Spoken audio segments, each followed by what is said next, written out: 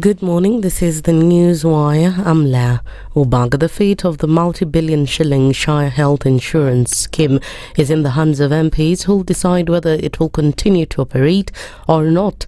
Auditor General Nancy Gathungu has revealed after she proposed for its suspension, despite the system costing the government 104 billion shillings.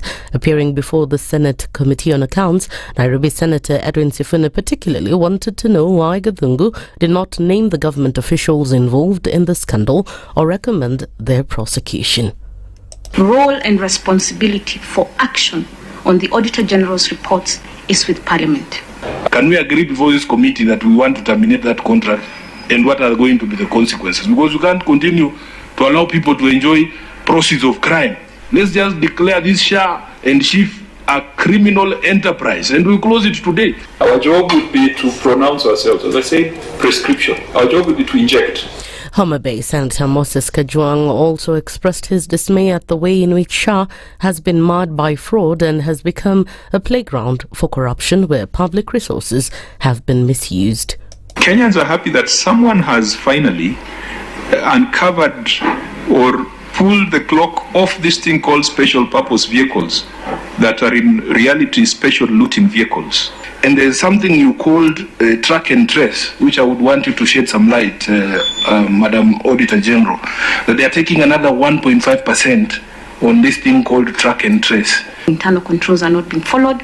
The governance structure has problems. There is no risk management. In her response, Gathungu noted that her report contained several recommendations and that she has no authority other than the role of parliamentarians to decide whether the system should be suspended. I want to tell them the stealing is over, my friends. Move on. Hakuna tena pesa ya umma itafujwa kwa mitandao, hata mujaze makaseti, makaratasi na nini marangapi. Ati ndio mtulazimishe turudi nyuma kule kwa NHIF muendelee na kuiba. Haiwezekani. Hakuna senti ya serikali itatumiwa kulipa system yeyote. We have, because we want to sort out the problem of fraud of the past. It should be noted that since the inception of Shah Insurance, there have been several complaints about its performance, with reports of failures in its technological systems. Patients continue to struggle due to lack of services. Tension continues to rise along the Transmara-Kisii border following the killing of 2 people and the injury of more than 20 others in alleged cattle rustling clashes between 2 rival communities in the area. Community leaders say several schools have been forced to remain closed due to concerns that students may be injured, refuting claims that the clashes were due to cattle rustling as alleged.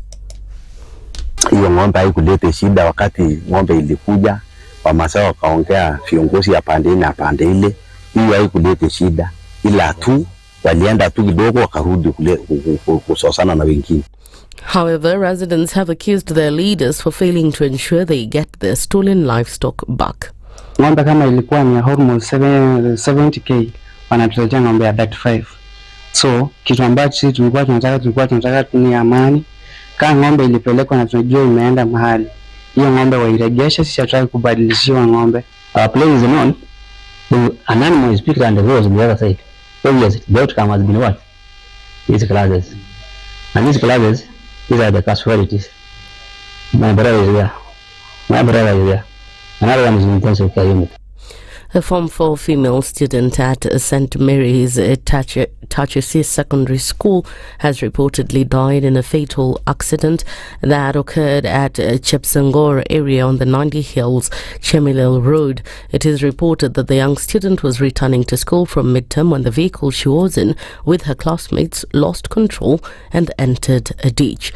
In addition, another accident has been reported at Kaburenge area on the Eldoret-Malaba Highway in Kakamega County, involving 3 trucks and a school bus. The police department has not released the exact number of students injured in the Kaburengo accident, although it has urged drivers to observe traffic laws and be careful on the roads. That's the News Wire. I'm La Ubaga.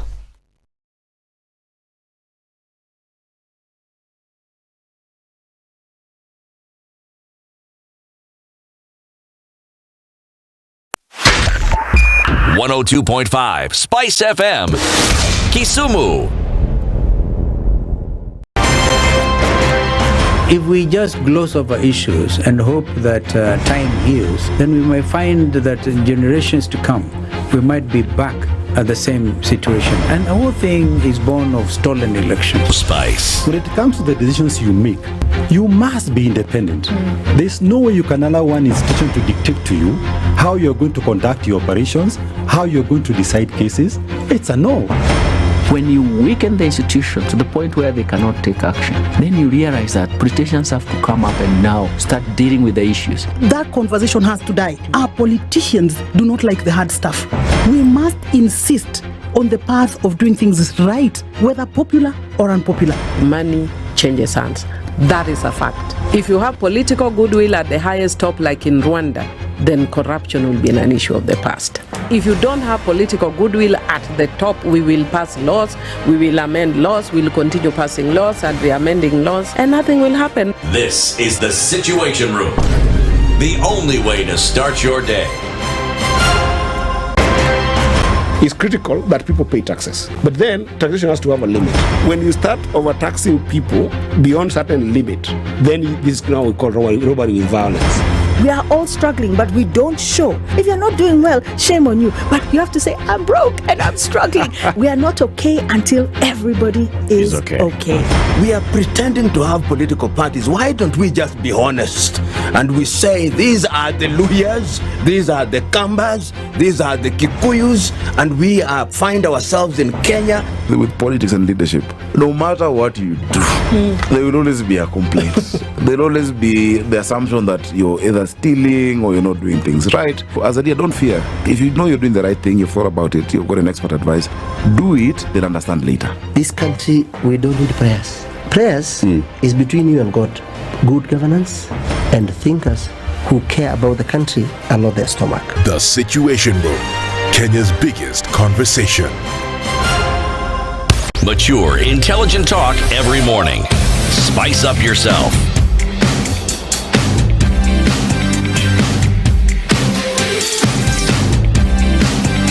Mornings done right. 94.4 Spice FM, Nairobi. It is the 5th of March, and March is marching along very quickly. Already 5 days, and saying we are not going to hold back for anything. Let's move. Already getting into the third month proper of 2025, and 8 minutes after 6 o'clock, and a very, very good morning to you. And as you're stepping into it, I'm awake, and for at least for now. Okay, so I'm awake. Yeah. Dorice, good morning. You're awake for now. What happens in the next hour? We don't know. That's what I'm saying. We just go with it and we see what happens. We go with it. Oh, man. It's good to be here again. Good morning. Guten Morgen. Bonjour. Habari asubuhi. Uchonade. Naki. Another one. Which one? Mbuya? That's it? Mbiore. I don't know. Okay. Hey, how do you say it? Even Italiano is speaking this morning. All right, guys, but we're glad you're joining us this morning. And of course, just welcoming all the viewers from KTN. Sorry. Italiano, eh? Yeah. See, now you wanted to learn another language. You were showing that one. Oh, hola. Hola, say on Espanol. Yeah. All right. Anyway, how do you say good morning in Nigeria? You are Yoruba or? I'm not Yoruba, but you can't say good morning in Nigerian because there's no such language as Nigerian. Okay. Look. Go easy on me in the morning. No, I'm just telling you now. I said in Nigeria. This is Nigerian. In Nigeria? Yeah. Okay. In Nigeria, depending on where you come from, there are very many ways to say good morning. If you come from... So Nigeria is split. We have over 342 languages in Nigeria. Okay? And some to be named. So we might be clocking on 350. Okay? Yes, I can see your mouth open in shock. So... The regional languages basically are three. So you have the northern part of Nigeria is covered by the Hausa language. So in Hausa in the morning we say Inakwana. Inakwana is basically where is sleep. Inakwana, where did sleep go? Essentially, that's the greeting. So if you're in the north of the Niger and Belgium and Benue River, you're now probably going into the Hausa speaking, and then you go towards. Remember when CT was telling us about Niger? So now the Fulani people cross the northern part of Nigeria and find their ways into some parts of Cameroon, some parts of Niger, and some parts of Mali. So the northern part is basically covered by the Hausa speaking, but then within those you have over 100 and something other languages. All right. Now, if you're the southwestern part of Nigeria, then you are probably covered by Yoruba, but then we have other kinds of languages in there, Ekiti, la la la.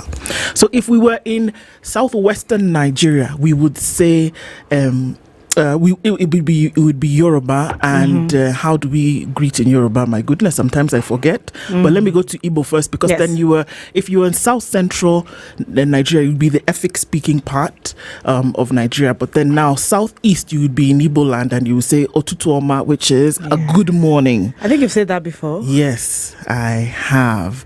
Ekaro is good morning in Yoruba. I like that one. Ekaro is good morning in Yoruba. Otutuoma is good morning in Igbo. So now see, I've covered. So now when you talk about the three major languages in Nigeria, it is Igbo, Hausa, and Yoruba. That's why we have like a national radio station called Wazobia. So Wa is come in Yoruba, Zo is come in Hausa, Bia is come in Igbo. Wazobia.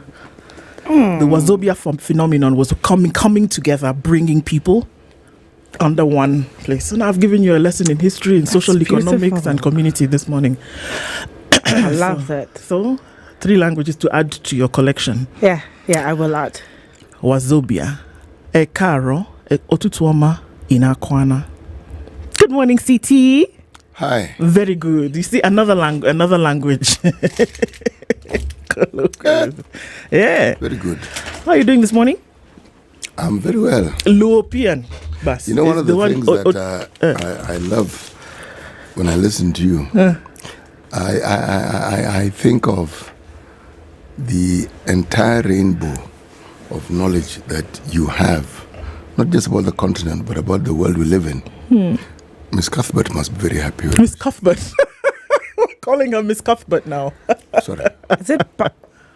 Which grade are you talking about? Yeah. I think this is now grade 3. Was it No, grade 3 was Mrs. Preston. It's always Preston. Grade 4 was Mrs. Baker. See? It's interesting because all my elementary school teachers were female until we got to middle school. Yeah. And which mistletoe taught which particular class? Middle school. Oh, that's funny. Please, let's not. Don't let us sing. Do not. Oh, it make me happy. Yeah. And I'm hearing that thing in my ear. Okay, yeah, she's gonna do like that. So, Muko salama leo asubuhi. Speaking another language, I just can't stick to English. Good Lord. Okay, so it's Wednesday. It's hump day. So we're getting through the week, then back, down it, and let's see what happens. I'm glad that everybody's doing okay, and we can see everybody clicking in this morning. So glad to have you guys in the room. And even as we do, let's talk about some of the things that we'll be discussing this morning. Shall we? Shan't we? When do you use shall and when do you use shan't? Okay, so... Question tag. See, it's you who decides. Decide, shan't we or shall we? It's up to me. I shan't be speaking this morning. Shall you? Shall you? Shall you speak? Shall you? We shall. We must. Okay. Shall we look at the weather? What is shall? Shan't we? Shall the weather. What is shall in Kijaluo? Really? Yes. Now, I want to know. There's something like that. Both of you, yeah. Shall in Kijaluo. I'll leave it to the. The Donge. Donge in Kijaluo is Naspa in French. Isn't it? Yes. What is it in English? Isn't it? Isn't it? Aha. Yes. Donge. Yes. Right. There isn't a word that fits in terms of meaning. Remember, many languages don't have a word. Yeah. They describe a situation. A situation. Yes. Exactly. So if you ask me what the word is, I can't come up with one. But in conversation, it would make sense when you were speaking, and then this is the point where I say, repeat the question again, please. Now, how would you say shall in Kijaluo? All right. For instance, if I say I am going to come. Yeah. I am going to visit you. Abiro. Abiro. I will. I will do come. it. I will come. Abi. So, so where are you? I am coming. Meaning, yes. Abi. She just, I'm telling you, we're all related. Something familiar from it. Yes, now. Yeah. We're all related. You just don't know it. Okay. Let me tell you what we're discussing today. Shall we do it, FCC? Shall. At 7 o'clock today, we will have a conversation with Anne Ireri. Anne Ireri is the executive director of FIDA. Interestingly enough, FIDA, the acronym, is actually en français, but we'll look at that later. It's, female women lawyers and the association. Making access to justice a reality in Kenya. We'll be having that. It's a justice conversation. We'll be having it on Wednesday this week. And then at 8 o'clock, we'll be looking at a number of things around bouncing back from financial setbacks, making an extra coin. Everybody's looking for that right now, isn't it? An extra coin. How do you do that? And it's one of the social, communal conversations that we should have. Lots of folks suffering through that. And Robert Oching is the CEO and co-founder of the Arojani Investment, and we'll be having that conversation with us today. Finally, at 9 o'clock, Masharia Guy, the renowned journalist, veteran journalist, will be talking to us, about striking a balance between politics and keeping Kenyans informed. Where are we between the propaganda and making sure that people actually know what is going on, void of the propaganda? So that's a conversation that we will have at 9 o'clock. So wrapped up for you this morning, and join us as well as we go into it. Let's say hello to you this morning. And even as we do, the KCB Foundation, guys, remember, now is the time that you need to plug into that. If you have somebody between the ages of 18 and 35 and didn't get what they need in terms of the skills to plug into the job market or into the business world as an entrepreneur, now is the time to do it, because it's helping folks in a 6-month program to be able to get the skills that they need at an institution and then come out on the other end of it, whereby you can now get a job, because they hook you up with that as well, or get tooled and kitted to then be able to enter into the workforce. It's the 2G degree program under the KCB Foundation. You can find a lot of information about that. Cohort and applications are being taken now, so you can actually get into it and find a way where folks can then make the connect. It's a KCB Group /Foundation. All right, so saying hello to you this morning. Getting into it. Asante Sana, always, for joining us every morning. Good morning. And you just say, are you tasting something? Just be tasting it, no problem. Greetings from Dayton in Minnesota, says Cyprian Kambuni. Michael Olande says, good morning, Team Spice FM. Or Mwarumutse in Kinyarwanda. Rwandese call ambulance Imbankuriagutabara. Where? How many would be able to pronounce that? Well, give me a few days, man. Let's see. Never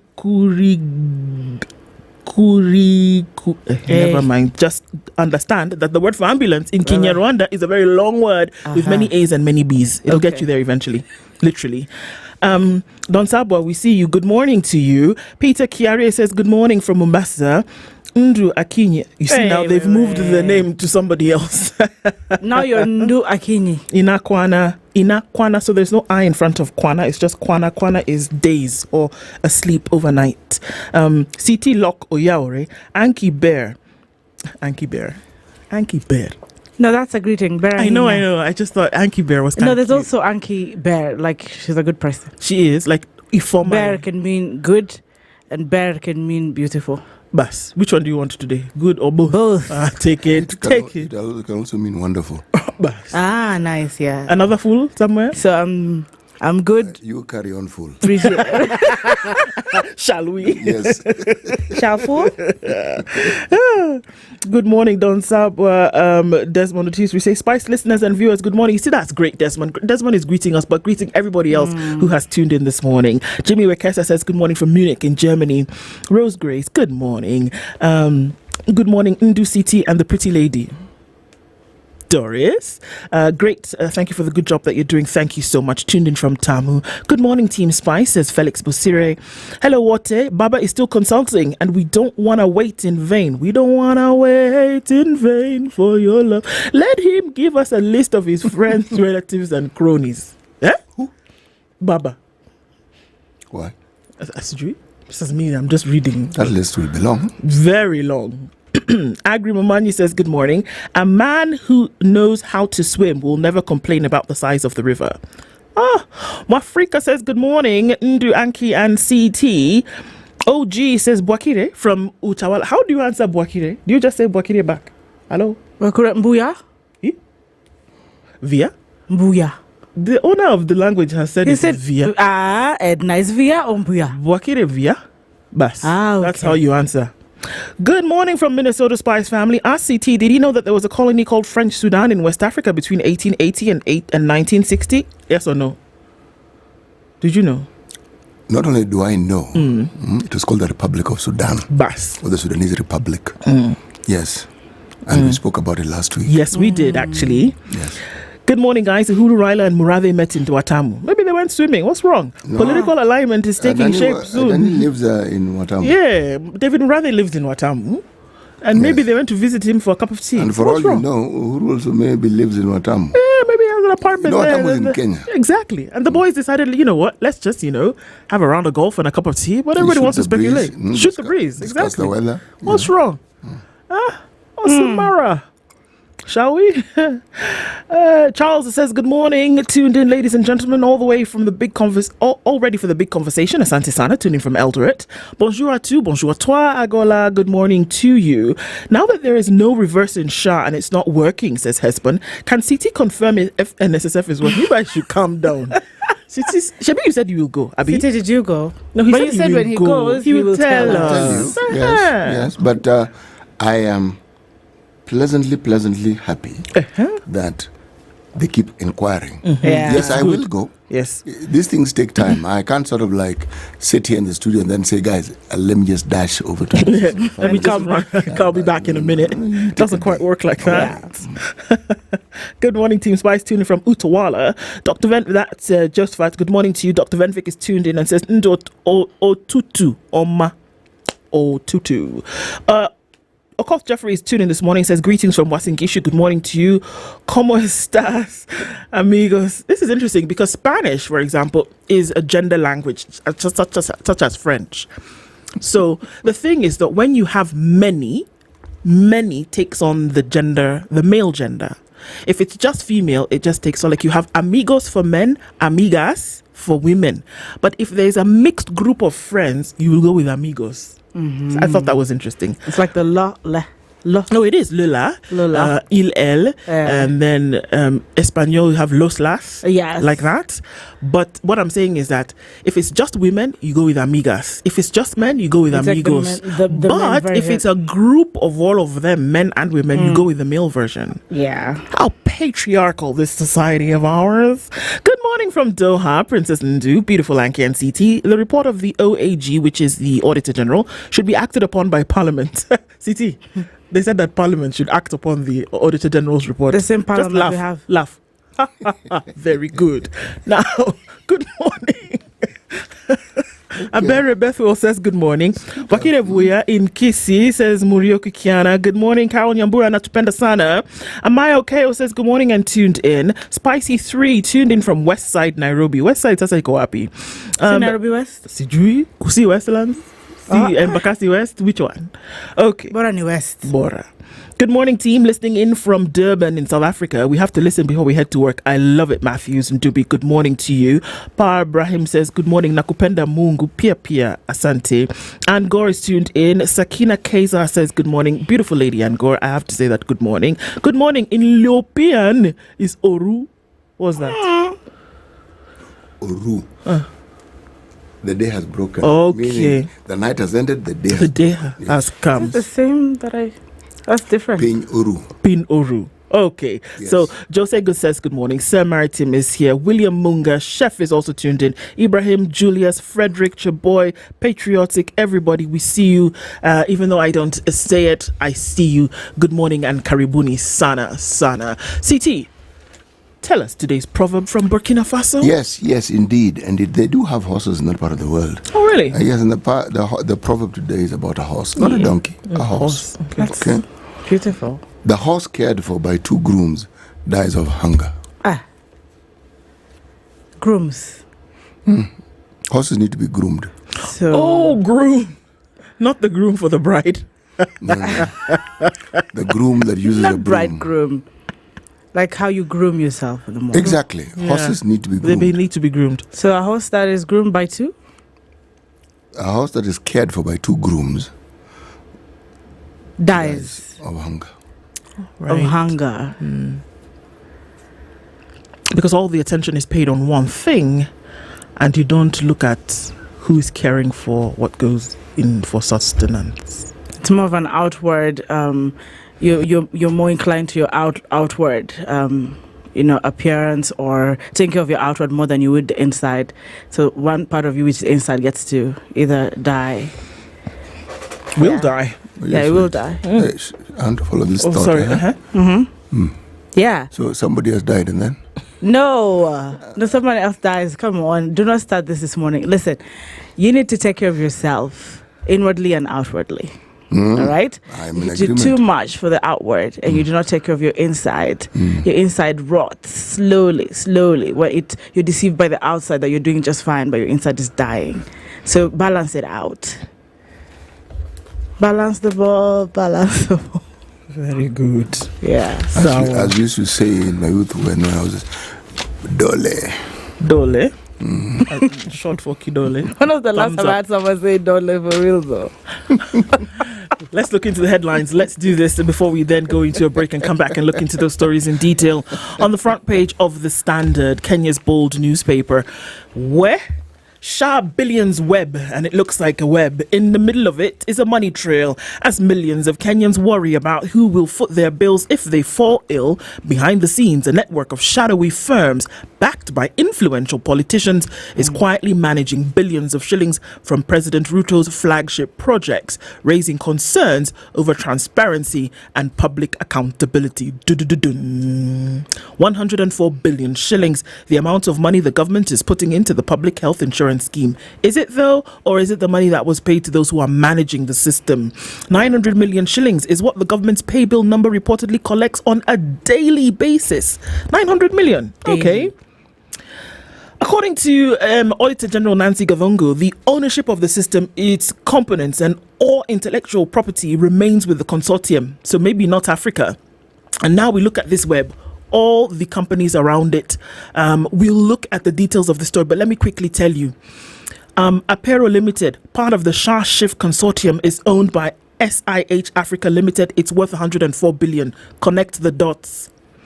Comtech Consortium, one of the Kenyan firms linked to Convergence Holding. Convergence is spelled with a K and ends with a Z. SIH Africa Limited is the parent company of Apero Limited, owned by Answath Bindu, India, and Nishant Mishra, Kenya. Pitfield Auto Limited holds 5% in Convergence Network Solutions Limited. It's owned by Dorothy Kiprono. Now, Convergence Limited Holding, is the majority owner of Convergence Network Solutions Limited, and it's owned by Issa Sheikh Mohammed and Dorothy Kiprono. Galva Investments, another Kenyan firm linked to Convergence Holding. Webmasters Limited, founded by James Ayugi, it developed the eCitizen platform. It's worth 127 billion shillings. Pesaflow Limited collaborates in managing eCitizen operations, and Olive Tree Limited is also involved in managing eCitizen operations. All of these somehow are linked to one another, and in the middle of it all is Shah. This one is a promise delivered, according to PS for Immigration and Citizen Services. It is one of the pledges of the Kenya Kwanza government, and it is seamless. Gava Mkononi is a reality.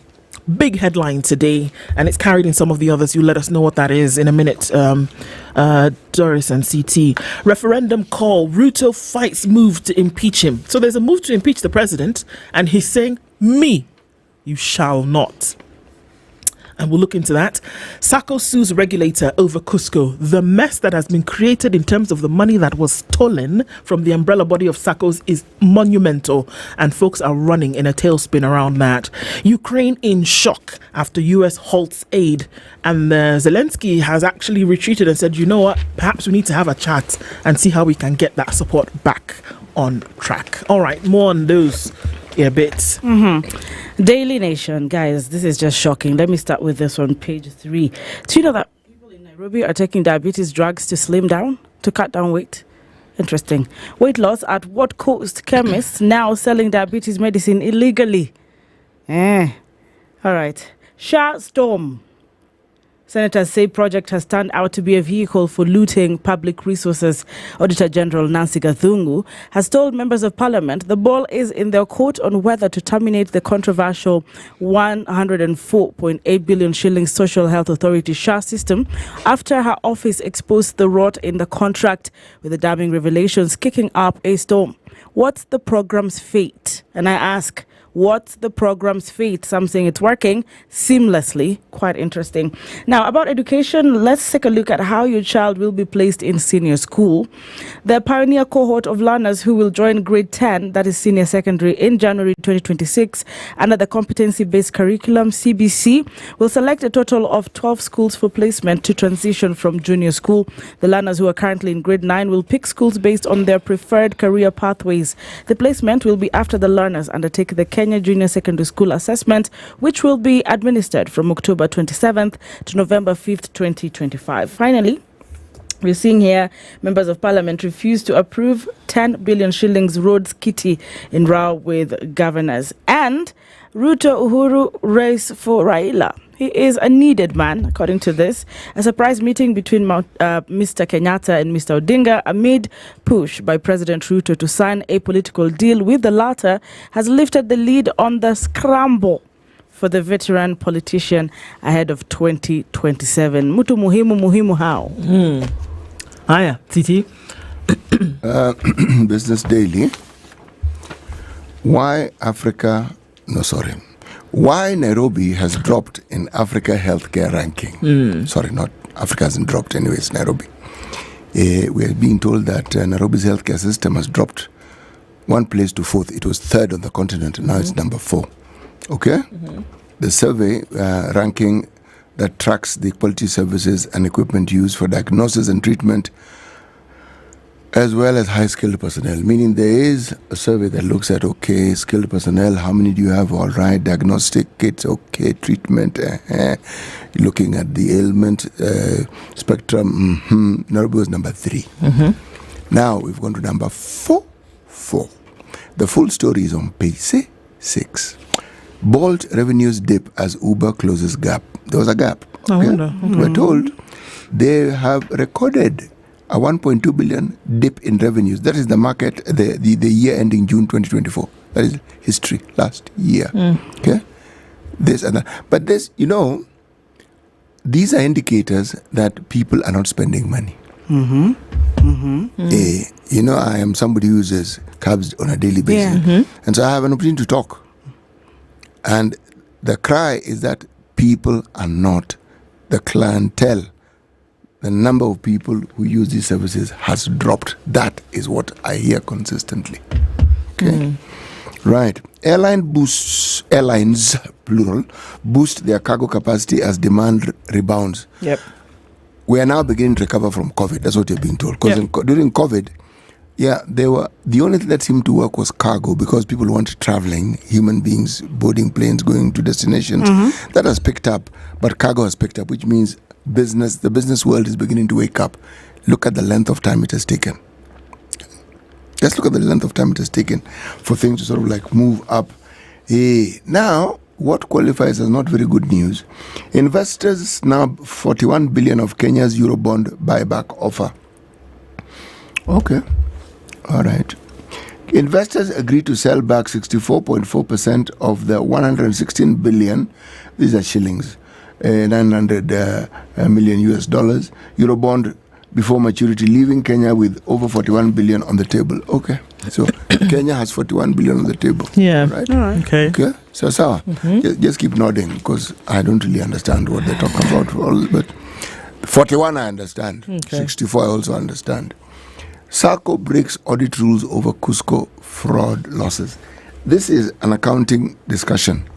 Yes, this is how it follows. You see, one of the things that must be done in accounting processes, funds, when you are sort of telling people, we've done this, we've owned this, and then the usual discussion that SACCOs have at the beginning of the year, this is our position, okay? This is what they're supposed to do. They're supposed to actually tell lenders, there's a book, there's where profit, loss. Mhm. Okay? Yes. You are supposed to post the losses so that people understand that this is what we have lost, this is what we have made, so that they can do their own arithmetic to figure out where they are. Yeah. Okay? There's a rule here. It is called the IFRS accounting rules. And it appears that our SACCOs have violated this. Why? Because it's reported a number of top SACCOs have set aside partial funds or provisions to cover the expected loss of billions of shillings worth of deposits and shares at Cusco. Okay? Now, why does it violate this IFRS? Because it requires lenders such as SACCOs to book expected losses on assets upfront. You said mbele. This is it. Okay. Yeah. So, as I said, it's an accounting detail. All right. Morning for accounting lessons. Right. The Star. Yes. Remember the place called Mradi, where there was a gas explosion yeah. that caused untold suffering? Yes. Okay. The story on page 2, the residents are slowly beginning to sort of like get a feel of normalcy coming back. Okay. Then there is a story about they say Gachagua MPs. They are such MPs. Okay, Gachagua MPs hit out at NCIC over warning on incitement. This is a story on page 6. I think these are just politicians doing their thing. All right. Let me just read this. Yes, quickly. Thank you. Quickly. MPs allied to former Deputy President Rigathi Gachagua. I see. You understand? They're not from Gachagua. So they're not. They're from a place. Gachagua doesn't own them. Or there's no place called Gachagua. Okay? Oh, yeah. Have turned their rage on National Cohesion and Integration Commission after the agency cautioned Gachagua against incitement. Okay, there are a whole slew of people that what you how could we anyway, bang in the middle of the paper. Okay. Mining and land. Anyway, among those with secret votes, this is a story on page 4 and 5, and it talks about what you call confidential expenditure, the understanding of it, what it's meant for, and how it is. The Auditor General is saying, this thing is not meant for just everybody. It's meant for, insecurity, the things which we do understand sometimes need to be done a little hush-hush. But then somebody complained and said, what do you mean mining? Actually, mining can be a security issue. Indeed. Depends on what it is that you're mining. Absolutely. Okay? And who is mining But apparently, it's everywhere. Now, according to this article, it means that people who man those dockets now have freedom is coming. So they can so they can just spend willy-nilly as they see fit. And not a general saying, Apana, it's not happening. Okay. Not under my watch. I find her very. We'll come back. We'll come back. Because the way she is oozing revelations since 2023. Let's see. Hers is to report. What you do with it after then is not under her purview. Yeah. But let's look at details of some of these stories making the headlines this morning. We'll take a quick look at weather and traffic and come back and into the details of today's stories.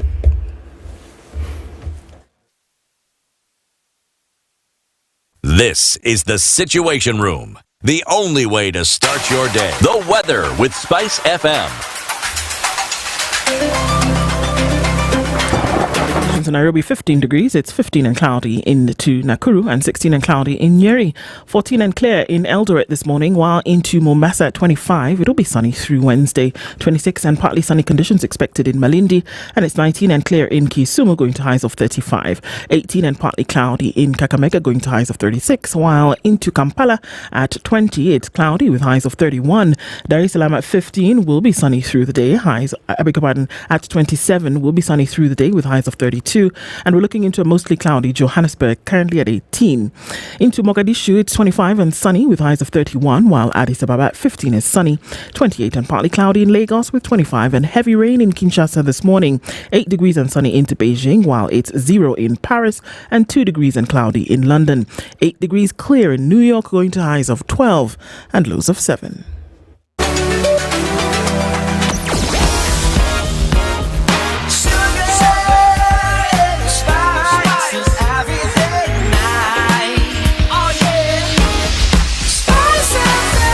Spice up your life. All right, getting into a not so busy morning this Wednesday. A little bit of traffic starting to form on the Thika Superhighway as you come through towards Survey. Let's take a look at before that. And there's some traffic as you come past Garden City and then approach that Allsops Junction. And there's also traffic coming in heavy from Githurai. It's going to slow down movement, at least for now. So there is quite some traffic happening on the Thika Superhighway. On the other side of things, Outer Ring doesn't look too bad. That is flowing. Already starting to see a bit of a hold up on the Eastern Bypass as you approach Mbakasi and then touching on the Cabanas interchange. Some of that traffic will find its way through to ICD for some reason, and so that's clogging up a little bit. Southern Bypass looking good, and that's your way into the city today. As you come off of Magadi Road, we'll see some of that movement touch a little bit on Langata Road, but we're not going to suffer too much, at least not for now. Let's see what happens as we crawl into traffic hour this morning. SpiceFM KE on X, hashtag The Situation Room. Mature, intelligent talk every morning. Spice up yourself.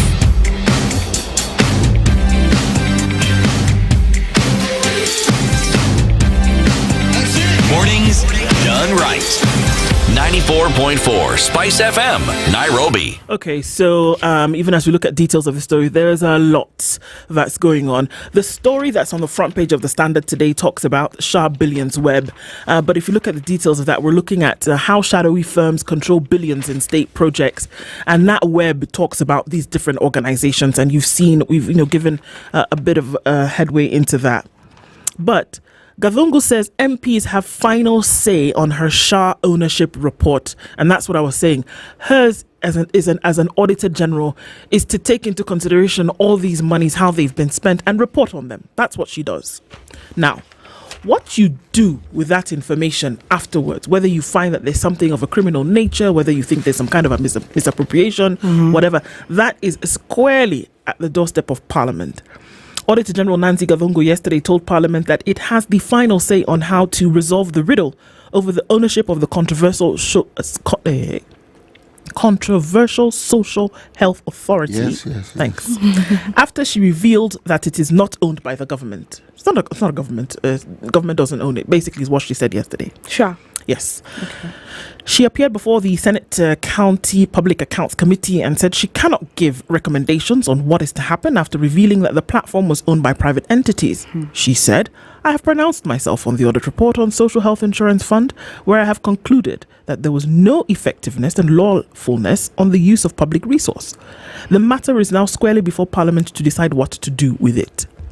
Nairobi Senator Edwin Sifuna asked Gathungu to state whether Social Health Insurance Fund should be declared a criminal enterprise and terminated. And he said, can we agree before this committee today that we are going to terminate Shah and Schiff and face the consequences in court or arbitration, since it seems to benefit the citizens, since it seems not to benefit the citizens, but only a few individuals? Can we take a drastic action for the benefit of Kenyans? This was a question posed by Sifuna. Homa Bay Senator Moses Kajwang said he hopes the matters raised by the Auditor General concerning ownership of Shah will not fade away at the altar of political expediency, and that the Kenyans were happy that an impartial and independent office had looked into the matter. Kajwang said he believed that both the Senate and National Assembly will look into the matter raised by the Auditor General as far as the ownership and management of Shah, the system, is concerned, since it was of great concern to Kenyans. My goodness.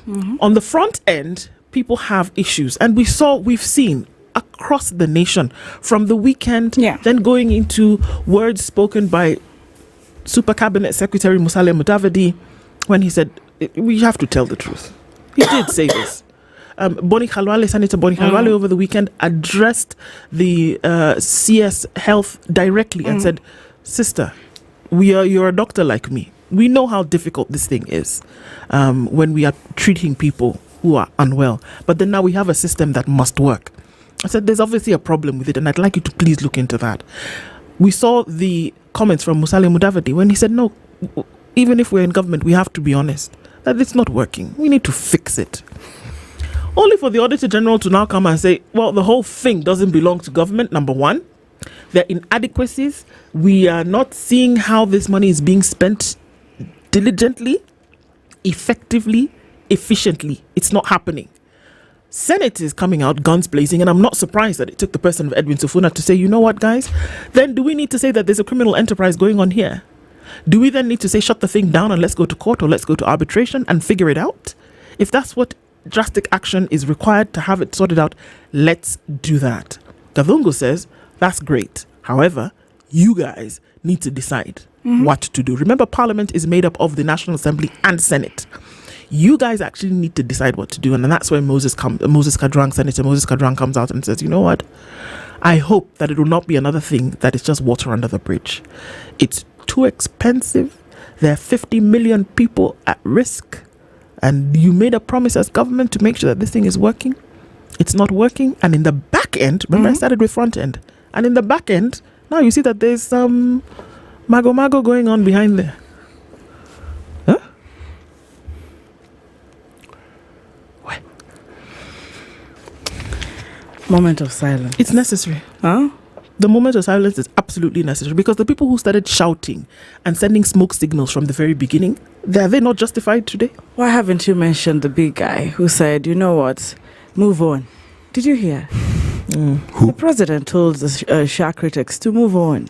But that's what they've just done. Just before the Gavungo's report came out, he said there's nothing wrong with this thing. And you guys are talking too much. He said move on. They have moved on. And that's why we have a report. It's called Moving On. Yeah. Yes. Yes. Swiftly. He made a suggestion. It was complied with. Nah, man. The thing is this. At the end of the day, if there are so many people saying they have a problem, surely, why don't you just look into what they're saying? I'm telling you. Just fix the thing, just man. Look into it. What are they saying? We established the people who just talk about Shah. Some haven't even registered, some don't even know. That's true. Which is to be expected. Yeah, you'll have people who are just... Some who have not registered. But people who are actually ill will probably not even have time to complain. But their relatives who accompany them will know that we went, this thing is not working the way we were told. Remember, the biggest complaint is that this is what we were told and we are not experiencing what we were told. This has been going on for some time.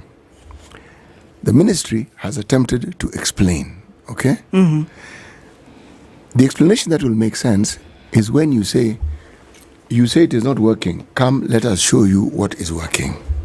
See, that you can't argue against. But come, let us show you what is working is also a difficult conversation. Where are you going to show it? I'm certain there are places where what we know as shift works. But even that one, it's with hiccups. Okay? Now, a new system will have hiccups. Right. But this disdain for conversation that must be had on serious issues, this ownership thing, okay, that's a completely separate discussion. Yeah, it's different. Because this thing could be owned by whoever and it is working. As long as it works. Yes. But if it isn't working as promised, then the conversation of who owns what now becomes center stage. And we forget that the whole purpose of this thing was so that people are guaranteed quality health care. Deservingly so. And let's just make it clear, it's not a favor that we are demanding for quality healthcare, accessible and affordable. It is in the Constitution, it's a basic need, it is our right to have it. It's not, oh, please, we need, no, it should be available. You know, that's what Shah was supposed to do. Universal health coverage, you say? Universal health coverage. I don't know when it is the Ministry of Health is going to have the courage to tell people. It is never achieved in a year, 2 years. This thing can be an ongoing process of even up to 10 years. It is not something you're going to do overnight. It never you don't works blink overnight. And it's done. There is nowhere it has worked overnight. Do you think in America they have universal health care? Do you think they have it? You can count the number of countries on this planet that actually have one which works. And if you look at their structure, you'll see why it works. You will see how. See, we have a government that talks about raising taxes so that we can get services. Yes. Then there's always a disconnect. You raise the taxes, but the services that people said or hoped that they would get, we still find gaps. And the biggest gap is that you have no one explaining to you what is happening. That's the number one problem. So you figure it out yourself and you decide this is what I think and then you run with it. Sadly, but true. Well, hopefully we can get to a solution, man, because like I said last time, the families who don't find this funny at all, and anyone can be a candidate as far as those chronic diseases are concerned, and just getting basic healthcare. It looks easy when you can afford it and you could pay cash upfront. But what about the homes that really need this thing to work? Which means all of us. No one should be paying cash in such amounts upfront for basic healthcare. All right, let's see. The weight loss, at what cost? Hey, by the way, do men also crave weight loss this much? I know women. I have friends who ask this question. Do men crave weight loss? Yeah. How do men feel about personal weight gain? I could speak for women. I mean, sometimes including with friends that women hang out, and I know they can hear. It's always a matter of, I want to shape up after 3 kids. I want to look so. But at what cost? I don't know about men. I think men do have those sentiments. It's just that they're not as outspoken as women. So you would assume that they don't, but they don't speak it out, so you wouldn't know. Is it City? Is it what? Is it? Is what? Is it? All right, no, seriously, City, you had the question. Do men have an issue with weight loss just as much? Do men who are my age, I can speak for people around my age, we are more concerned about our health than we are about weight loss. So what's the story? Now, I'll tell you what. Yes. Weight loss at what cost? Chemists selling diabetes medicine legally. And this guy is giving us a story here. But at a glance, the black market for, is it Ozempic injections is thriving thanks to the growing demand for the drug, not for diabetes treatment, but for weight loss. Okay. The price disparity is earth and heaven, making it hard for consumers to know which drugs are original, generic, or counterfeit. Ideally, the drug is of course, a prescription-only injectable medicine, but unscrupulous traders are selling it over the counter. Doctors are growing increasingly concerned that fake versions of Ozempic may be causing harm to Kenyans buying them over the counter or seeking prescriptions, of course, for beauty reasons. Okay. And they are not authorized. And this is happening downtown, according to this, Odeon, who called Dubois. For those who understand where that corner is at. And it's very, very... Dubois. Yes, you wanted to say it correctly. Dubois. Okay. And at what cost, man? To what? Because this thing is not for weight loss. Hang on, let me ask you something. Now it's 65,000, all right, for an injection. 65,000. Wait, 65,000 shillings. Yes. 65,000. Yes, in fact, that is after you bargain. It can be 68,000. Please. All right, before you bargain. Excuse me. Sorry? Excuse me. Yes, teacher. Thanks, please. This Ozempic. Yes. So, are you trying to? Originally, it's a diabetic drug. Yes. It's a drug for diabetes. Yes. This Ozempic that everybody's beginning to shout everywhere in America. It's a diabetic drug. According to this, yes. Oh wow. Okay. Yeah. But now you can use it if you want to be a little slimmer. But they've been using it in America. Does it work? Yeah. If it is demanded like this in Nairobi, then it is working. No. Okay, wait. So is it just a story? So 68,000 shillings they inject you once, or how many times? Let me read this for you. Yes, please read. Huyu atanipatia Ozempic na 68,000 shillings, lakini ukikuja na 65,000 utakosa. All right. But if you have 65, he will not refuse. Okay. He casually says, no, that is a chemist. Someone is doing a spot check and he has gone to look for it. And someone calls a supplier and he says, I can take 65,000. Now, the third supplier tells the pharmacist the final price is 105,000. Kuradi wanauza 105,000, okay? I ask him why are stack disparity prices, saying, lakini kuna generic inaitwa Sema-Q. It's a Sema-Q, yeah. Here najua ni affordable. There's a generic one called Sema-Q, which is affordable, which means you can get it with 25,400 shillings. All right. The Sema-Q goes for 5,800 for a weekly shot. Okay, it's not one shot. You have to do it. No, you have to do it, yes. For how long? Let us continue. For how long? This will keep going and going. You need to grab a copy, man. A consultant physician and at Aga Khan University Hospital says the drugs are not supposed to be bought without a prescription. For how long now? I'll have to read deeper. Because those who have used it, please tell us. Because I know you're probably listening somewhere in Nairobi. From what I'm hearing, reports off the ground. Is that people actually losing weight from it? They are. People losing as in... You know the influence and how it spreads, especially in the cities? Yeah? Oh, did it work for your girlfriend? oh, babes, it worked for you. Let me try it out too. But do you ever know what comes with it? But the side effects is what now we're asking. What are the actual side effects of this thing? Because it's not the first time. I remember that there was a drug that was released that we actually read the story about here in this room a couple of years ago. One of these traditional medicines that actually it was I can't remember what it was for, but anyway, we had children, and women now would eventually have children with serious birth defects. Yeah.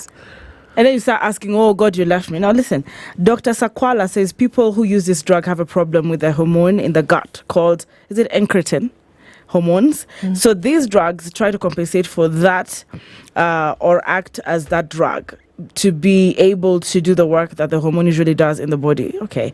This incretin has multiple effects in the body. It works on the stomach, that is on the tract, and also on the pancreas and in the brain. There's just something you're adding to your body. It's just a hormonal issue.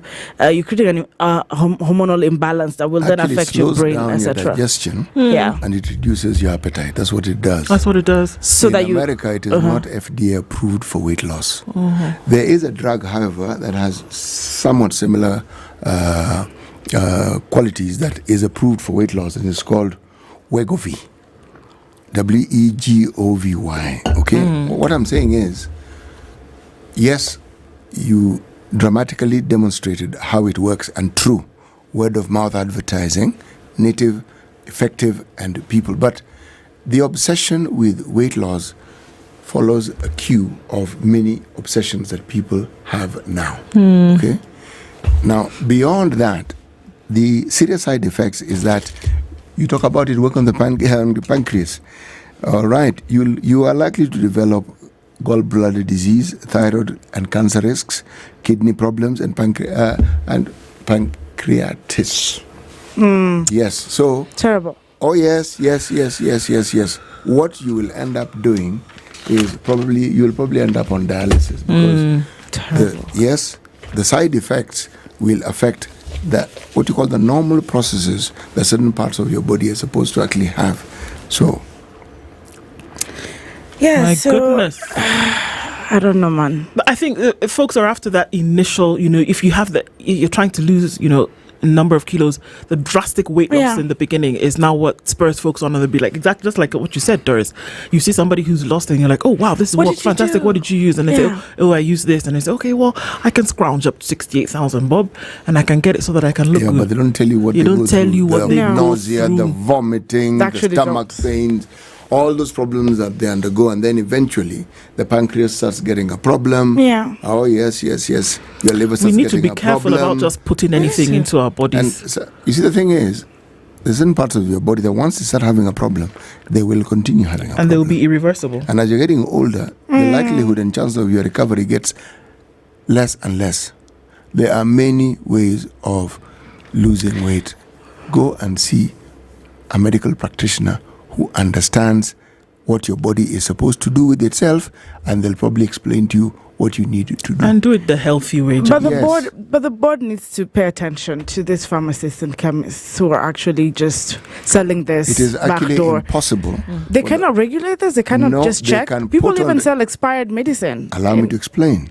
It is impossible, beyond regulation, for them to put a stranglehold or a choker block on this thing. The reason, how many pharmacists do we have in the country?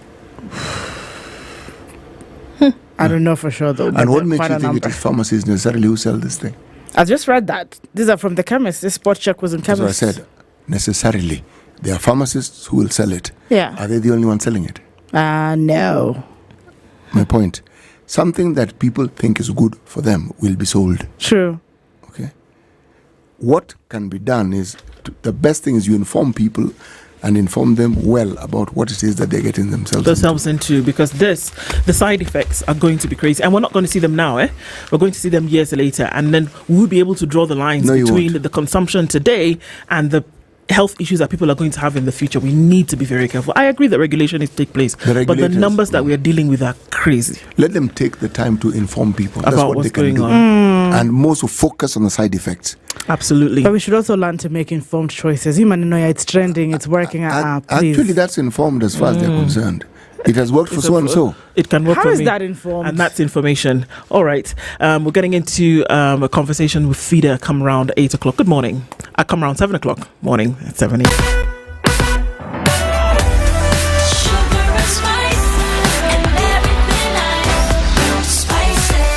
Spice up your life.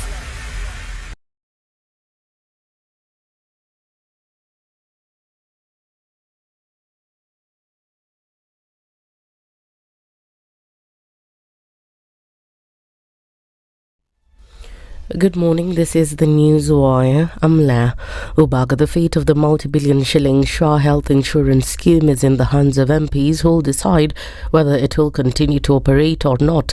Auditor General Nancy Gathungu has revealed after she proposed for its suspension despite the system costing the government 104 billion shillings. Appearing before the Senate Committee on Accounts, Nairobi Senator Edwin Sifuna particularly wanted to know why Gathungu did not name the government officials involved in the scandal or recommend their prosecution.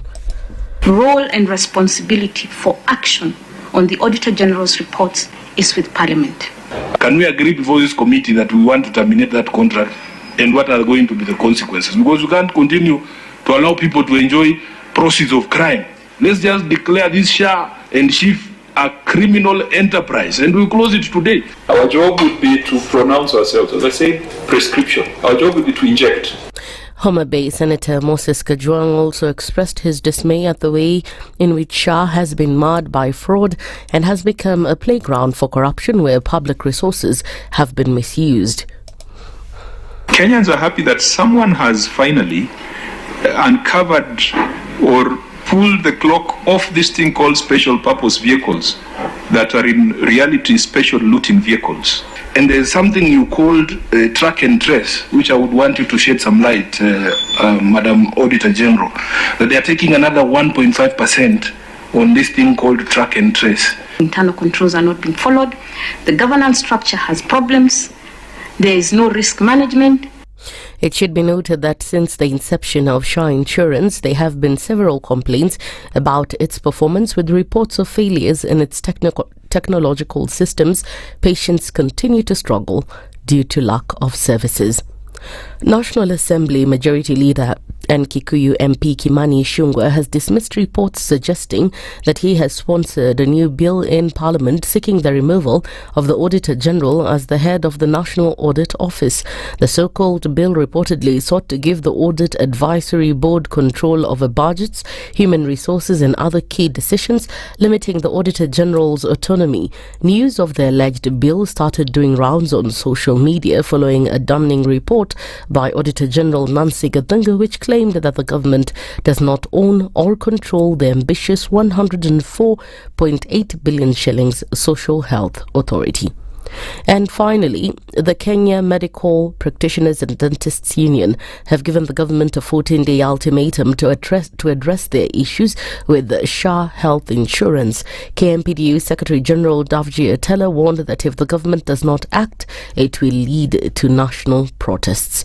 The Union of Kenya Civil Servants and Kenya Medical Practitioner, Pharmacists and Dentists Union have today, in a singular voice, give the government 2 weeks to resolve any challenge that are there with the comprehensive medical scheme of the civil servant. Within 2 weeks, failure to which we are going to begin a series of demonstrations. This comes as hundreds of workers under the Universal Health Coverage Scheme have gone on strike, claiming their concerns have been ignored despite repeated complaints. Naomba tunyamaze kidogo nimpatie Asha. A contract that surpasses 3 years without gratitude. So, some of us even died because of COVID. Some of us lost their families because of COVID.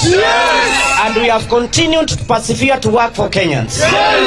So, our message is clear, is simple. Conversion of terms to P&P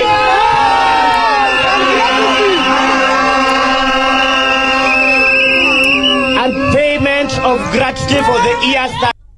That's the News Wire. I'm Leah Ubaga.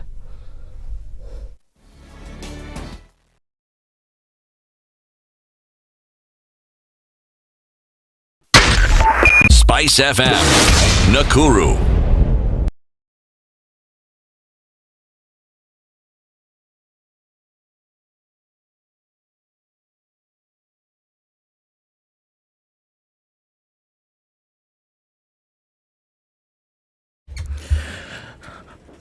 All right, looking at a little bit of some of that this morning at a few minutes after 7 o'clock. All right, a quick look at what's going on. Still on the Thika Superhighway, traffic then coming in towards the CBD will continue. It's clogging up as you get towards Survey. There is traffic coming in from Garden City and beyond that. So it is quite busy this morning. A little bit of traffic also coming off of Waiyaki Way, in from Langata Road as well, going towards the city. But we're not into traffic hour just yet. So let's keep an eye on things and see how that all develops as we get into it. We'll talk on SpiceFM KE on X, hashtag The Situation Room. Mature, intelligent talk every morning. Spice up yourself.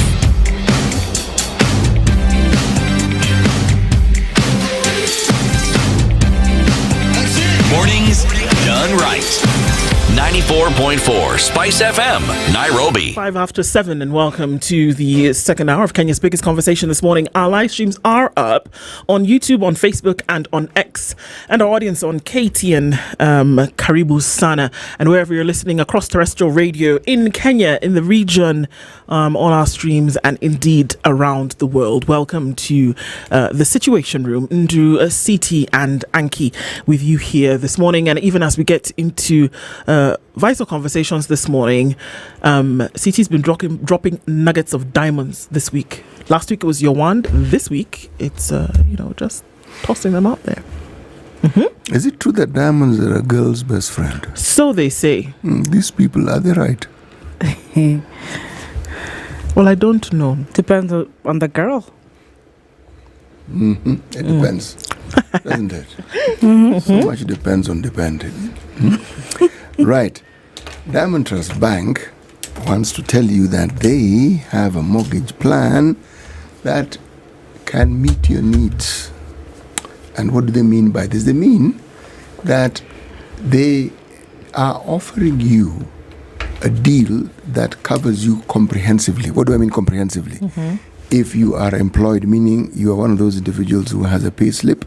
If you are self-employed, meaning you give yourself a pay slip. Or if you are in the diaspora, it doesn't really matter. You can access a mortgage.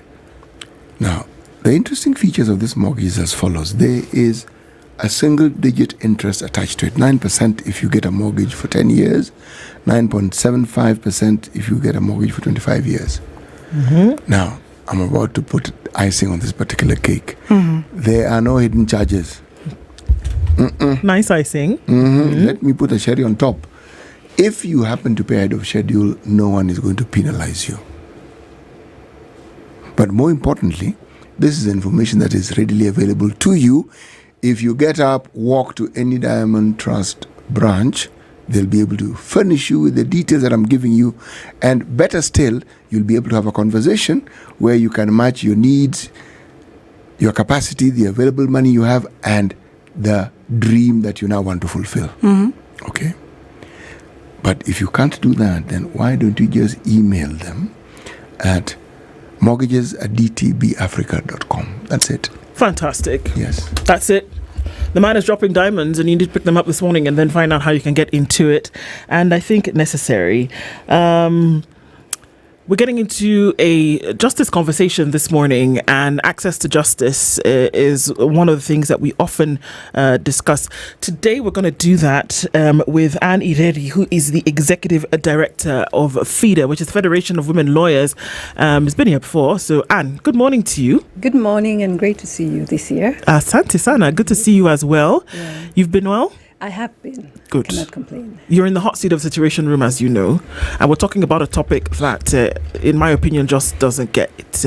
You can't get enough when we're talking about access to justice and actually making it a reality. I mean, we have an entire judiciary who has gone towards making sure that access to justice is something that is front and center for many people. So good to have you in that conversation today, and we'll be getting into it. CT is going to welcome you to the show with today's proverb. And so then I can already see you smiling at him in anticipation, waiting to see what it's going to be. So then you can then interpret that for us, right? Okay. Okay. Now let me ask you a question. Yes. Do you know the capital of Burkina Faso? Yes. Ouagadougou. People who went to geography classes and paid attention. And the attention has not left them. Thank you so much. This is wonderful. The horse cared for by 2 grooms dies of hunger. Very interesting. Isn't it just? My understanding of it is that when we don't have clear responsibilities, something has to give. I think in this case, you have 2 grooms who most likely are depending on each other to carry out the responsibilities, and tendering to a horse is not easy. So they keep on either passing the baton to each other, and there are no clear responsibilities on what should be done. And unfortunately, at the end of the day, it's the horse that suffers. And I think that's especially at workplaces in our country, globally, where we really call for accountability and the buck stopping at somebody who's really answerable in terms of responsibility. That's my interpretation of it. You know, Lou went to a school, in her primary school, there were one of her teachers, Miss Mistletoe. He keeps baptizing this poor woman every time. You had a point. Taught her many things. Clearly, the school he went to also had a Miss Mistletoe. Indeed, it had. Oh my goodness. All right. So, I mean, as we get into this conversation this morning, and we're looking at, making access to justice a reality in Kenya off the top. Is it not a reality in Kenya? On paper, it is a reality, but we need to actualize it. We talk of legislated or regulated access to justice, but there's also what we call substantive access to justice, which is a reality that we're looking at. And for us, looking at where the country is at right now, working with the judiciary, that's our largest stakeholder as a Federation of Women Lawyers, and just really interacting with the time, effort, resources that Kenyans are spending, particularly in the court system, we need to find ways around it. And the beauty is that our constitution at Article 48, which guarantees and outlines access to justice, has also mentioned alternative means, particularly under Article 159, that for most Kenyans, we understand accessing justice as going to court, but that is just one way. There are other ways, and that's where FIDA has come in. For the last 40 years, we are 40 this year, and we are very excited. We've been working around innovation and really making justice a reality, to the sense that I can have a matter, a dispute or a conflict resolved without overly spending my time, resources, and at the end of the day, whatever means I choose translates into what I would define justice to be. Hence, we have been key proponents of resolution mechanisms like mediation where appropriate, adjudication and negotiation, as well as arbitration, to be able to just balance off the litigation backlog that's currently being experienced in our courts. Yeah. So what would beyond substantive access to justice look like? For us, we are looking at a context where I am aggrieved as a party, and the process is cognizant of the injuries that have been occasioned to me, and the outcome speaks to what I had in mind in terms of restoring what had been violated. In a lot of cases, you don't get full restoration, but is what we can quantify, and at the end of the day, justify there was a reason why we went through the process. And why is this important? Because if we don't have substantive access to justice, if people don't see the value of following procedure to resolve disputes and conflicts, we result in anarchy. Then we'll have people having to resolve disputes in very many different ways, often which lead to more conflict and at the end of the day, anarchy. Hence, we need to be able to have systems that assure parties that you will get what is yours or due to you at the end of the day. Yeah. Maybe if you just give us a detailed explanation of substantive access to justice. When do I say this is satisfactory for me? We look at many ways, at it in many ways, Dorice. One, as I've said, is the time it takes. Yeah. Often when you are aggrieved, you want justice now and justice now, as soon as yesterday. So do we have processes that allow you to be able to get your redress within the shortest time possible? And then secondly is a cost element. For a lot of Kenyans, and I'll give the example of the court system is overly expensive for different reasons. One, our cases are not resolved immediately, so you have to keep on going to court. That means whether you have a lawyer or you are going to self-represent, you're incurring a cost. But there's also the time element. If you look at whether you're running a business, you're self-employed or you're employed, this is time that you'll take out of your daily schedule to go to court. And there's also the social cost where everyone knows it's Anne who has sued Dorice, and that will have an effect. So we have to see how to repair this relationship to the best of our ability. And that's why for us, we look at it, save for criminal cases that are well legislated within our criminal laws. These other cases surely can be resolved in many ways. If you have a dispute with your landlord, or you have a dispute with your neighbor over a boundary, or it's a family dispute like what we deal with at FIDA, we don't have to necessarily go to court. We can find ways to adjudicate, to mediate. It's faster. And remember, at the heart of it, we want to maintain relations to the best of our ability within the society as we can. The more we have conflict at individual level, the likelihood of having community conflict and societal conflict increases. So where possible, let's try and keep the relations going. Hence, looking at substantive justice from the element of being able to save on time, save on resources, but where possible, also maintain the relations that I had before. Because one of the things that, because I know we're getting into the ADR, Kenyans are beginning to buy into it. Yes. There's the concern of, is it just as equally legally bound as the court case is? Because that's what the concern is. Because mediation, negotiations, in that closed door, caucuses, someone says, well, it might just change over time and they might not take it as seriously as in the court case before your owner. How would you assure Kenyans that it's just as legally bound to have the ADR platforms? The assurance that Kenyans should take is, one, it is a legal, constitutionally recognized process. It is in our constitution under Article 159, which is the basis which the judiciary has taken to officiate and really make the process as legal as possible. So when you go to court and you're referred to mediation, that's a legal official process. If you choose not to go to court, but then you come to FIDA, for instance, and it is a domestic dispute over child support, the agreement that you get into is a legally binding document. But the beauty is that for those who have been through the process, it actually saves on time. And it's not only family or relational conflicts that are being resolved this way, but even commercial disputes, particularly in terms of businesses where you want to save on time, save on resources. We have seen such a high uptick, particularly of arbitration, and they do appreciate it's legal. And at the end of the day, because there is an agreement, should any of the parties backtrack on it, you can always go to court as a basis to ensure that it's enforced. So it is something that we are encouraging Kenyans to undertake, but particularly more so because we don't have a choice. If you look at the backlog of our judiciary, if you look at the cause lists that our magistrates and our judges have to deal with in a particular day, it's really not feasible to have cases resolved within 3 months as we'd want. And so if we are to move to places where, and a context where other countries have reached in terms of getting cases resolved in 6 months, in 7 months for the very difficult cases, as Kenyans, we must be open to embrace other forms of accessing justice. And as we keep on saying, justice is also in the eye of the aggrieved. So for as long as we can define what restoration means to you in terms of justice, then we should be able to avail a means that allows you to get that restoration in the fastest, most cost-effective means possible.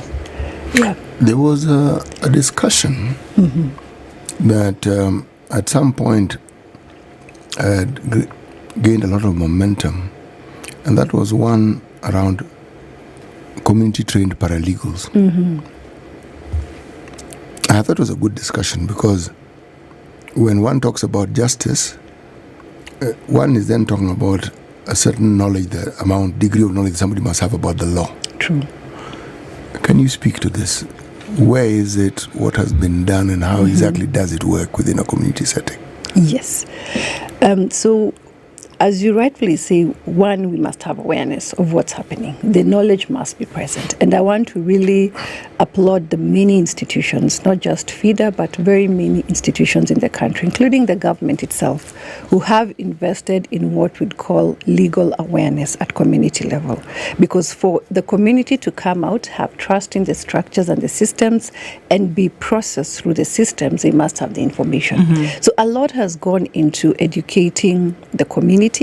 That's where the community paralegals have come in, and we have invested in paralegals to spread the awareness. The caveat we have introduced is to make sure that the paralegals don't get too excited to actually start forming local dispute and conflict resolution means, which can easily happen because this is a community setup. The community also is looking at a context where you're the one who has the information. Why can't you resolve the cases? So we've come historically from a place where, for instance, a lot of the chiefs used to resolve disputes. Even now they still do.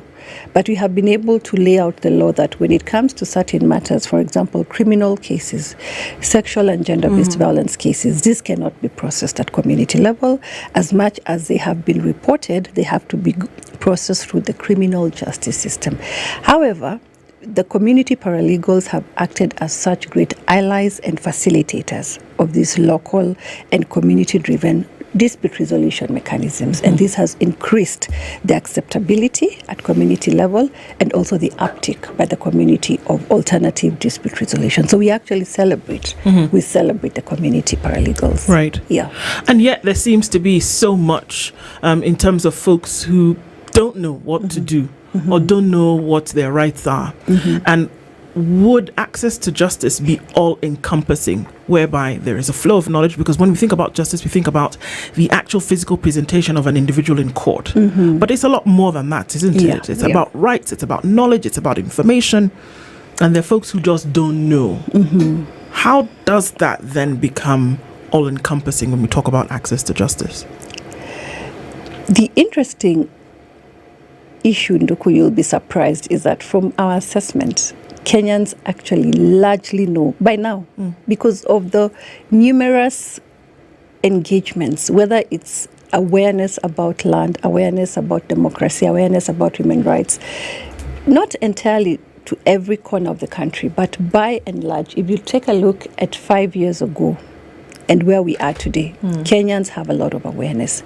What's the challenge? The challenge is the lack of belief or trust that the issue will be resolved. If you take even a random interview at community level and you ask Kenyans, are you happy or do you know whether your rights have been violated or not, they'll tell you they know. The level of awareness in our country for sure has tremendously increased. What we need to match with that awareness is systems that actually restore and give trust in the citizens to be able to come out and report the cases and to have the faith that they will be resolved within the shortest time possible. And that's why we've been having extensive dialogue with the community. Allow me to give the example of FIDA. A few years ago, people always imagined that FIDA just caters to women. But I'll tell you factually, a great number of referrals today at FIDA are coming from men. Men themselves are walking into FIDA offices seeking help. What does that speak to? It speaks to the fact that there's been a lot of awareness created and acceptability of FIDA as an institution to resolve disputes. Now, what we then need to do with this level of trust by the community is to ensure that whatever solutions we offer, at least far and large, are able to restore or to reassure those who have come seeking assistance of their rights being restored. And that's where we need to work towards. And that's what we've also been trying to implore on the judiciary as members of the NCAJ, that's the National Council on the Administration of Justice, that Kenyans far and large, yes, there are pockets that may still not have the full awareness, but by and large, Kenyans at least have the basic knowledge of what is right and wrong and what their rights are. So what we now need to make sure is that we as a country, in terms of structures, whether it's the National Police Service, the prosecution, the judiciary, are prepared to be able to then match up that level of awareness. And that's where the work needs to be. Yeah. You know, there is this notion that a poor man never gets justice. And then you talked about time, resource, and you're trying to make it easier. That's why we're talking about inclusion for all. But there are certain enemies of progress, like corruption. Absolutely. And you've seen now what's hitting the judiciary. Some are calling for the CJ's, removal, etc. What did you say in terms of corruption? Being an enemy of progress, among other things, though. I have a big problem with corruption myself. Yes, I agree with you, Dorice, and we all should be appalled by any level of corruption in the country. And corruption is very key and a pertinent portion of access to justice because it speaks to the credibility of institutions that are entrusted. Whether it's corruption by the police, we have seen it's been a driver why communities don't report cases. They've come up with instances, particularly now with gender-based violence and femicide, which FIDA has been interacting with for the longest time, that they reported cases to the police and no action was taken, or the cases were compromised. And what do you have at the end of the day? We have loss of life. So that has to be addressed. Whether it's the prosecution system, that they need to have faith that you'll process my case well, it will be availed and presented before the court on time, will not have any kind of games with my court date, and that my matter will proceed. We have to address it. Very importantly, as you've mentioned, our judiciary. When everything else fails in most societies, our last point of recall is the judiciary or the restorers of justice. And so for us, we are taking even the current ongoings as members of the judicial fraternity, of the legal fraternity, very seriously. And our call is that we need to get to the heart of it. We laud the Honorable Chief Justice. She herself has come out loudly to indicate that they're taking all actions to resolve corruption. But we have this thing in the country, Dorice, that we always look at corruption from the from the macro level. Corruption is individual. You make that choice as an individual, whether to corrupt the system, to accept a bribe, to offer a bribe, or to circumvent the system. So we must have that conversation and try to individualize it as much as possible. Yes, we have spoken so much about it, and it's a plague in our country. But as we look at it, as we seek the long-term solutions to institutions that we feel need to do more and better, let's also look at ourselves individually. I used to have a lecturer in school, as I conclude, who used to tell us, in a room of 10 people, 11 of us have the potential to be corrupt. In a room of 10 people? Yes. 11 of us. Yeah, have the potential. It is the opportunity that has not availed itself. Exactly. So as we seek the long-term solutions, as we look at ways of resolving the crisis in our country of corruption, let us individualize it. How do we treat each other? Even on basic, look at our public transport system. We break rules every day. We find PSVs driving on the wrong side. It's literally outrageous. I think the other day I did get to see a video of a sidewalk that has been designated to pedestrians, and we have PSVs in that vehicle. That's still a form of corruption. And for us to get serious and crack down on corruption, we must start with some of these things that might seem minute, but we must call them out, and that will give us the audacity to actually then call out any form of economic corruption. Are we going to take a break? Not yet, go ahead. Okay, whenever we discuss this subject, the thing that always comes to my mind is just how widespread and how acceptable corruption is. And I keep thinking that when we have these discussions and we're talking about amending the laws and changing the law, we have a wonderful constitution. Absolutely.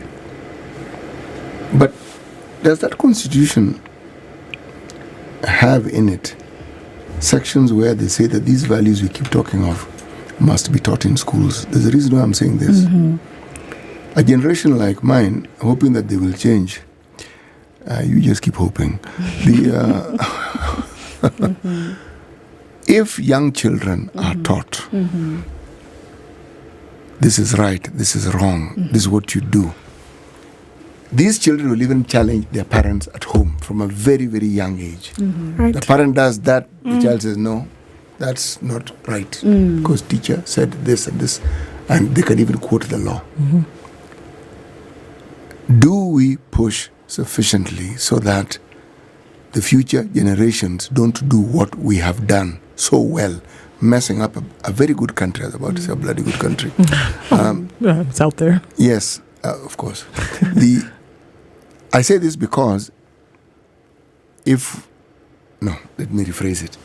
Is it possible for us to ensure that these young children learn the things that need to be learned so that they internalize the things which are right and so that they can put it into practice? Is it possible? Because if we look at, again, the generations that are now alive and well and adult, it is very hard work. I'm not saying it is impossible, I'm saying it is hard work. But there's an entire generation that doesn't need to be in this situation that we're in if we take the step. Can we do it? Yes, we can. As you've said, Siti, rightly, our challenge in Kenya it's not the hardware, it's not the infrastructure. If there's a country that has beautiful laws, beautiful policies, regulations, actually we are global benchmark. That I can tell you for sure. In terms of how to legislate, how to come up with laws, and how to be able to really prescribe solutions to each and every problem. Our challenge as Kenya, our problem, we are having software issues. It's our value system. And can that be rectified? It can, but it will call for a lot of work and, most importantly, the political will. I think there's a country in Latin America, I'm forgetting the name of that country, but it has a very young president who came in, and there was such a big crisis of drugs and narcotics. And the country just got to a point and said, we have to have this end. Our generations are being wiped away. And as much as the country supported him, the country was willing to make the sacrifice. That political will started from the top. He cracked it down, and right now it's coming out as one of the top countries in Latin America, which had such a big problem, of course, of narcotics. So why do I give that example? It is possible, but we have to own up and say that these are software issues. There is no law that will come and tell me, Anne, as much as I know stealing is wrong, I have to make that decision that I cannot steal. And as we fix it at individual level, then have political will that actually cracks the whip. And as you say rightfully, City, why do we negotiate and make excuses for corruption? And we can see how fast it's getting our country down the drain. So we have to then support whatever measures are given. And at times it might call for drastic measures that really will stop the corruption, because right now it's widespread. There's no institution that has been spared. It is a crisis. And the challenge with a crisis that extends for too long, we start accepting it. The same thing, the same way we have normalized, and someone was actually mentioning the other day, just on a different note, that it's unfortunate that as a country we are getting to a point post-corruption, we are now also normalizing loss of life. Right. It's no longer a big deal. It will be reported, whether it's a young lady or an elderly lady or a young man. We are getting to a very dangerous point as a country where we are normalizing loss of life. And that has to do with corruption. Why should we accept that? So we have to agree that what is now left are software issues, which will call for very drastic action at individual level, but we must have collective political will by those in responsibility to lead us out of fixing the software issues. And this cuts across the society. We'll go into a little bit more of that detail, because I think it's actually necessary to do, whereby folks say, well, if you leave it up to people, they will not make the decision. And what needs to happen is that you need to have series of forced, and I'm saying a quote unquote, forced incidents whereby it has to happen and then you see it later. Almost kind of like affirmative action from a dictatorial point of view. But we'll look into the details of that as we come out of this.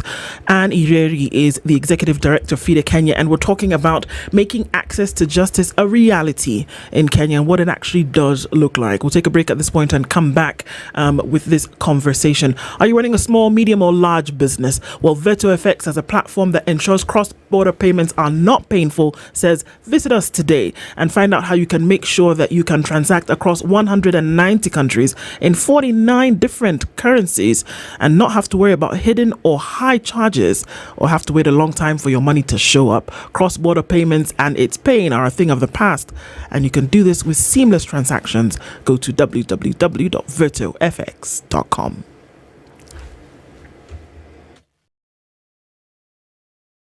This is the Situation Room, the only way to start your day.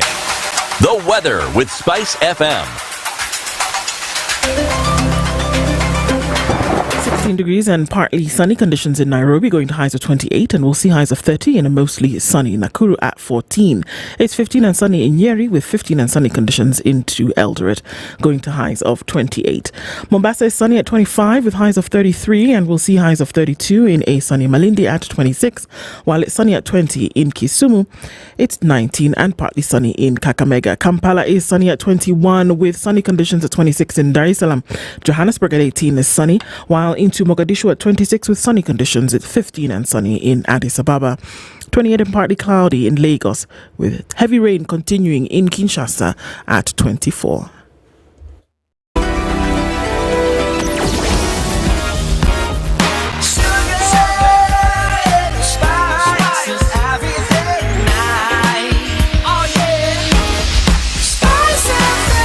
Spice up your life. Quite some heavy traffic on Langata Road this morning. It's coming out from Magadi Road, also on this side, and then coming in from Karen onto Langata Road, and then out towards the barracks, and then again on toward the Nya Stadium roundabout. Some of that will go through towards Aerodrome, and some of that also onto Raila Odinga Way, but it is very busy in that area now. Gong Road is also busy, coming in from Naivasha Road on one side and the Greater Ngong Road on the other side. So we are into traffic hour proper. Take a look at the Thika Superhighway. Very heavy traffic coming in all the way from Githurai, slowly moving towards Garden City, in from Kasarani, and then also on Kiambu Road, busy as well. Limuru Road is also joining the party today, and Landis Road as well. Heavy traffic also coming off of the Eastern Bypass. So we are in traffic hour, and it looks busy from wherever you are right now. Tell us what's happening in your neck of the woods as we try to keep things moving. We'll talk on SpiceFM KE on X, hashtag The Situation Room. Mature, intelligent talk every morning. Spice up yourself.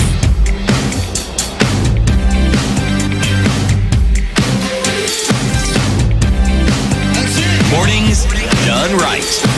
94.4 Spice FM, Nairobi. All right, so at 23 minutes to 8 o'clock, we continue our conversation this morning with Anne Ijeri, who is the Executive Director of FIDA, and we're talking about making access to justice a reality in the country. A lot of things that hinge on access to justice: information, knowledge, communication, which we said, okay, to a large extent people know. But the things that affect people are things sometimes not within their control, or even things that they dabble in, right? But usually we won't stop until you see something major happening. And so then are the calls for drastic action to be taken. So when you talk about political will, there's no shop where you go and buy political will and, get change and keep it moving. It's something that either happens after you make a decision, or that because of an action, you're forced. The will or the desire to do something, one would say, is innate. And if it's not, we can bring it about. Is it necessary to force some of these things? I can force you to have the will if something happens. But it seems like it has to get to that point before that will is born. Are we to the point where it needs to be forced? We are at that point, and we have been here before. And that's really the story of even FIDA Kenya. FIDA Kenya, as I mentioned, we are celebrating 40 years this year. And how was FIDA Kenya established? It was the same clamor for political will, that we needed the inclusion of women. We needed to make sure we had laws that really respect and respond to women's rights. And that's how collectively then a very small group of trailblazers came together and actually forced political will. And what was the outcome? We had laws that now are in the Constitution that speak to women and girls' rights and equality. We had equal chances for both men and women to be able to vie for office. And out of it, we have seen changes even in the healthcare system that speaks to reproductive health rights, which really affect women mostly. So to answer you, indeed, political will has to be forced, and we are at that point. Over the last 3 or 4 years, we've been working a lot with young people. We have deliberately targeted young leaders, both male and female, in our universities to have conversation with them. And from engaging with them, and from the energy and the fire they have, we could actually see that there is hope. All is not lost. But it is that demographic that we must invest in, we must support, and we must be able to avail all necessary tools and information to be able to really start the social change. And I'm sure, for everyone, last year was a landmark year. We saw what collective social change can lead to. So there is hope. All is not lost, but we must keep the momentum, and most importantly, avail tools and support for those who are really coming out, in this case largely a lot of young people and a lot of activists who are really calling for change, and where we are seeing positive change and good example, we need to celebrate that. So we must keep the momentum, and if it's not coming forth with, if the political will is not coming forth with voluntarily, there are means that citizens are empowered under our constitution to be able to ensure that we are always calling those in office, those who have responsibility, to action.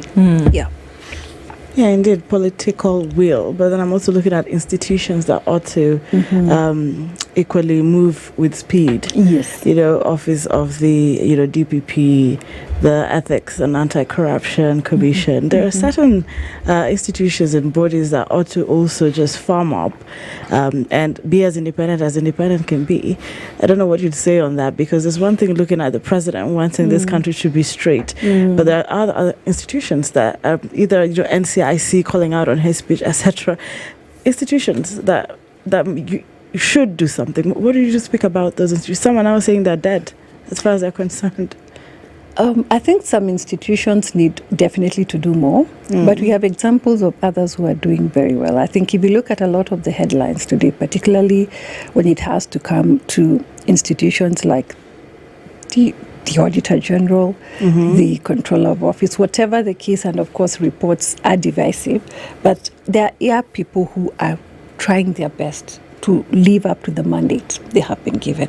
You see, ultimately, each of these independent offices is bestowed with a responsibility. Yours as a holder of that office is to do the best within your mandate. If there are issues that come out in terms of challenging, for instance, findings, there are procedures to challenge that. But at least we are seeing that there are those who are coming out to call out wrongs for what they are, or at least to call out what are red flags that need to be assessed and investigated further. So once you have an example of such institutions, they've done their part, but there are other complementary institutions that now need to take up a lot of these issues, whether it's a National Assembly, because that's also, Parliament is an institution. We need to see them also carrying in their weight, and to be able to especially have the checks and balances. That's the purpose of any parliament in any country, to check on excesses of the executive. If it is a judiciary, they have the key role of adjudicating over justice and matters and conflict. And the beauty of our constitution is that we also have other independent institutions. So we need to see that independence play out. Of course, there's always a question of independence and interdependency, but ultimately, Kenyans want to see action. They have bestowed you with that mandate, and let's not forget, a key part of this institution's survival is that really they are being resourced from the taxpayers. So we need to see action, because Kenyans are sacrificing taxes. We are being heavily taxed to be able to maintain a number, if not all, of these institutions fully. So we need to be able to see action. Is there justice for the dead? There is. What are your thoughts on IPOA? IPOA is a very good institution. It is an important institution, but we need to see a lot of action and support to their work. I know I don't want to say too much. I could have sat in other spaces that we investigated further their mandate, particularly several task forces. But the fact that they exist and they've taken oaths of office means they are ready to do whatever it takes to deliver on their mandate. So there is that provision, and what, in my view, institutions like IPOA and any other human rights institution needs to do is to reach out and assure those who are aggrieved that they'll get justice. And I think we have a very good case, as much as it's unfortunate, of Baby Pendo. That's one of the cases, even before it got where it is. In terms of the criminal case where FIDA was involved, we actually saw justice was able to be attained in one way or the other. It is never sufficient because there is nothing that can bring back any life lost. However, we can have deterrents that would discourage any other person from ever trying to take out life of another in any way. So what we need to see then is, as I've said again, going back to our role as Kenyans, is that it has to be collective. Yes, we have this institution that is tasked, but where we see wrongs that are going on, there are other complementary institutions that should be able to call out and ask Institution X, why are we not seeing action on your part? And I'll go back again still to our reality, our lived reality as FIDA, where we have seen loss of life. And I'll give the instance of femicide. We started calling it out very early. And we actually agitated and made so much noise, not just last year, even the year before, because this has been an ongoing disaster in our country. And there are reasons that are leading to that. And as we speak, we can see there is a process that is trying to get to the heart and the bottom of it. Ultimately, no one else will fix our country other than ourselves. But for those of us who are in spaces who are able to do certain things. And for FIDA, we've gone way beyond our call of duty. In fact, the one thing we always share with Kenyans to their amazement and surprise is that many think we are government. We are not. We are 100% funded by donors. But beyond that, we have said and have taken it upon ourselves that we are going to make sure that indeed we are able to solve issues of Kenyans. Which brings me to the other point of mediation, in the interest of time, as I see, that all is not lost. And we are calling upon Kenyans of goodwill to be able to join causes such as ours or any other ongoing causes. Of course, this week is a special week. It's Women's Week. Women's Week, yeah. And towards that, FIDA has lined up a number of activities which we'll be sharing on social media, where Kenyans can be able to either go and participate or at least be able to seek advice and get advice to various legal issues that they are facing. But to cap it all, because we also don't want to just feel that all is gloom, we have lined up a fun day on Friday, which is our third annual charity golf tournament. And I want to underscore charity and to thank the many institutions who have come in to support us, including the Standard Group, because it is out of this support that we are actually making justice a reality. So we'll be having our golf tournament, our third annual golf tournament at the Royal Nairobi Club. The chief guest will be the Honorable Chief Justice herself. She is a golfer, so she'll be playing. And we are calling upon any Kenyans, the golfers who would want to support a cause, to be able to join us. But ultimately to underscore that the proceeds of this charity event are going towards making our mediation program a reality. Right. And we've been able to solve so many cases through mediation. And as I've told you, the icing on the cake is that men in Kenya are actually the ones coming to report cases now at FIDA and saying, we hear you have a mediation option. I'd want to bring my wife here to have a chat, and we are able to resolve these matters. And that's helping families stay together, being cognizant of even the prevailing economic times that are difficult. People don't, it is expensive to have a lawyer right now or to keep on going to court over a dispute or a conflict that could have easily been resolved through mediation. So we want to invite all Kenyans of all walks on the 7th, that is this coming Friday, to the Nairobi Royal Club. Please join the cause. It will be fun, but most importantly, it is a charity event that is going to strengthen the capacity of FIDA and the stakeholders we work with to be able to dispense justice within the very difficult prevailing circumstances we are facing in the country. How does one get hold of FIDA? So FIDA, we are available on all our socials. That is on Twitter, on Facebook, Instagram, and TikTok. But most importantly, physically, we have 3 offices in the country.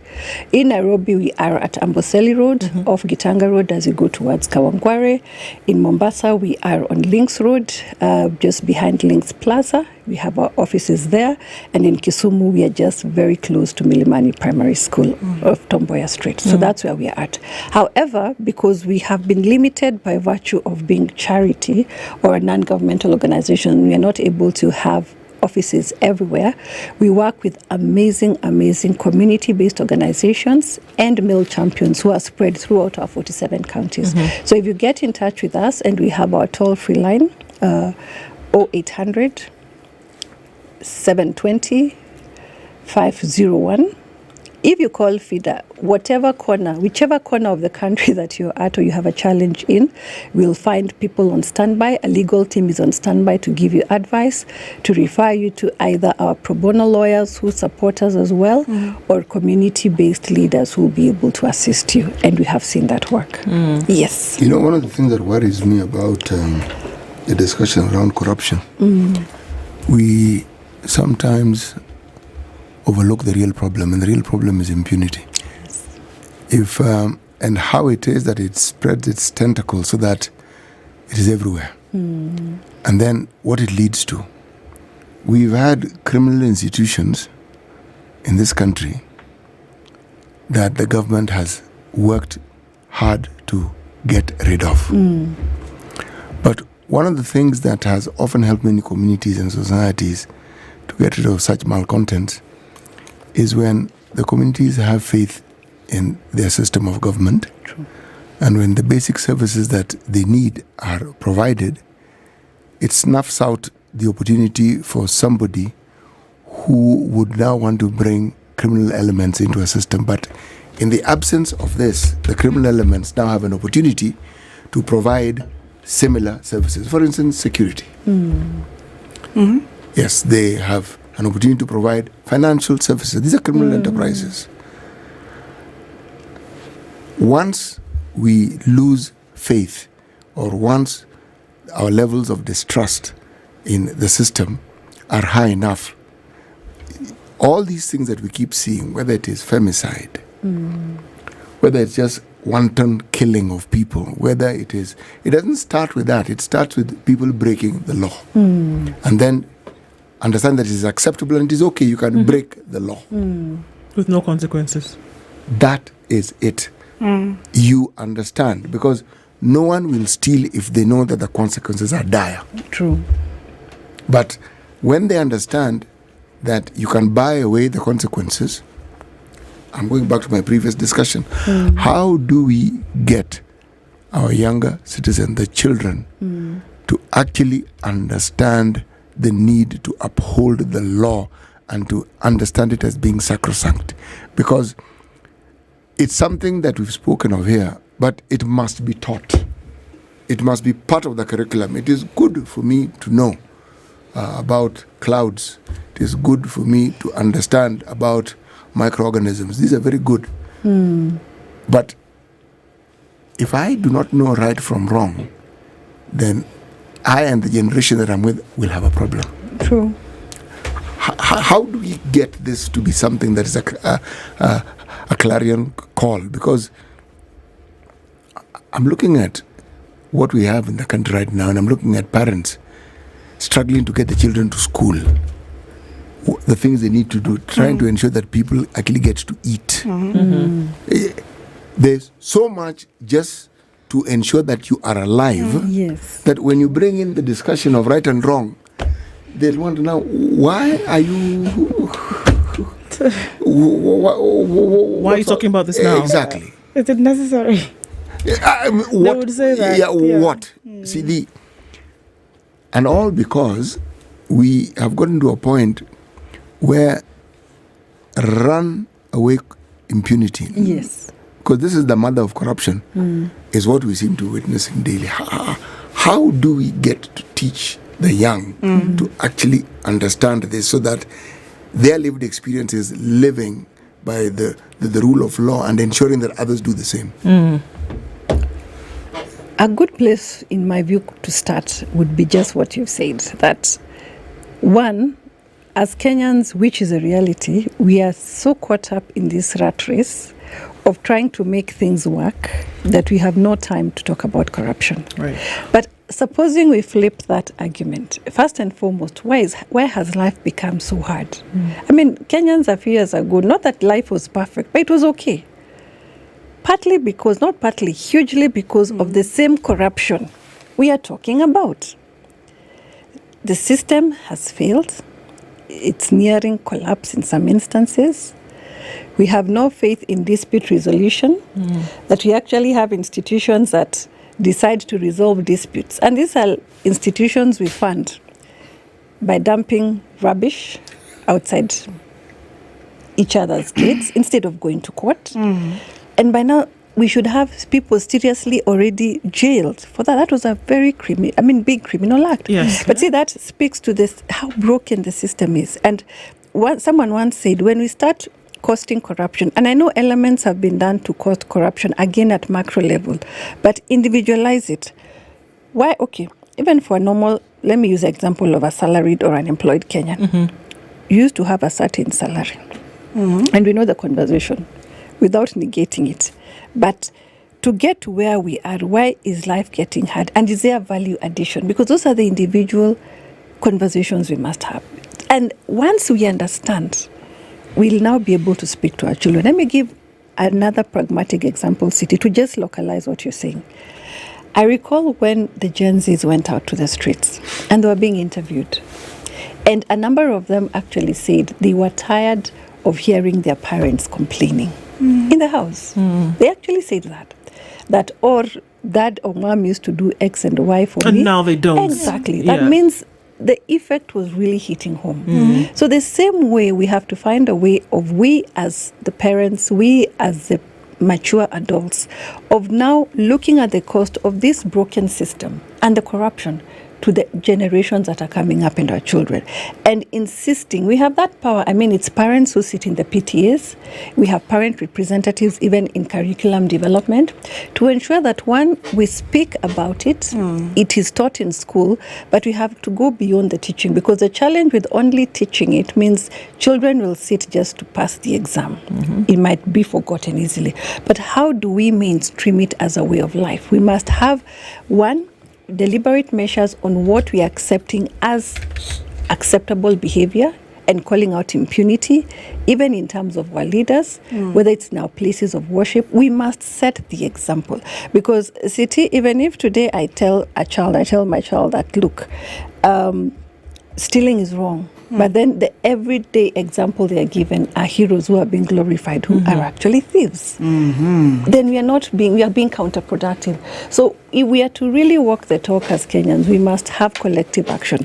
From mainstreaming it and teaching it to calling out the example, but we must also localize and call out in any space what we call impunity or corruption and its effect. Why should I suffer if I'm a trader? If I was a trader near the building that was affected, for 4 days I was not able to make a living, simply because two institutions that should be able to solve issues in a court of law are muscling themselves in the most juvenile. Exactly. Yes. Yeah, but more so, and the cost of it, not just business, assuming there's even someone who was affected, because lives could be affected, health was at risk, and we've moved on like it's okay. So those are some of the examples, because yesterday it was those two institutions. Trust you me, we'll have a similar there will be others at some point, and that's what we need to now start curbing. When you look at access to justice and you look at some of these things that we speak of, because there's access at that level, do you think then that it is then easier or more effective to hold those in a higher responsibility to account if at whatever other level that we see that access and that we as individuals are holding ourselves to account? Does it become easier for me to then be able to say, excuse me, man X or woman Y in leadership, you cannot do this, if I'm sure that at this level I am also being held and bound accountably? Yes, it has to be cross-cutting, in the sense that even at a workplace, I'll give my example of FIDA, if I'm not doing the right thing, but I have colleagues who I can see are doing the right thing, it makes it easier for them to call me out and to tell me, look, no, this is not what we're supposed to do. We're supposed to do X, Y, Z. So we must also take it upon ourselves that if we start by accepting what is right and living and walking the talk, then it gives us the impetus, the moral authority. Remember, ultimately, I gave the example of the PSVs. If we are not able to call out, or this, you see, it's very ironical how the Boda or PSV who has overlapped on the wrong side will be calling out his leader for accountability. It can't work that way. We ourselves must walk the talk by obeying what and having very, very clear measures to hold ourselves to account. We don't need to have police officers at roundabouts in traffic, because we will respect the traffic lights. Then that way we have the moral authority to call out anyone who's in Who is indeed. Anne Ijeri is the Executive Director of FIDA, and she's been here this morning, and we've been looking at, access to justice and making that a reality. There is a golf tournament taking place on the 7th of March. That's this Friday, and that's being organized by FIDA and, of course, partners across board. And what that does is ensure that folks around the country then, through, you participating in this, can actually have the access that they need. And we'll be looking forward to, participating in that. So thank you so much for being here this morning. And thank you for having me. And once again, thank you for your support. Thank you so much. Conversations continue. Good morning. It's 8 o'clock. Your life.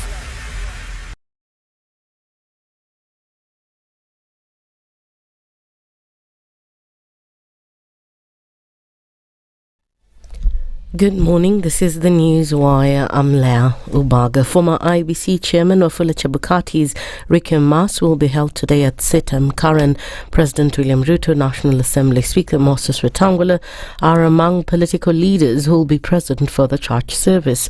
A service and tributes memorial will be held at his Sabata home on Friday before his burial on Saturday. Trans Nzoia County Commissioner Gideon Oyagi has issued a stern warning to those planning to disrupt the funeral ceremony of the former IBC chair.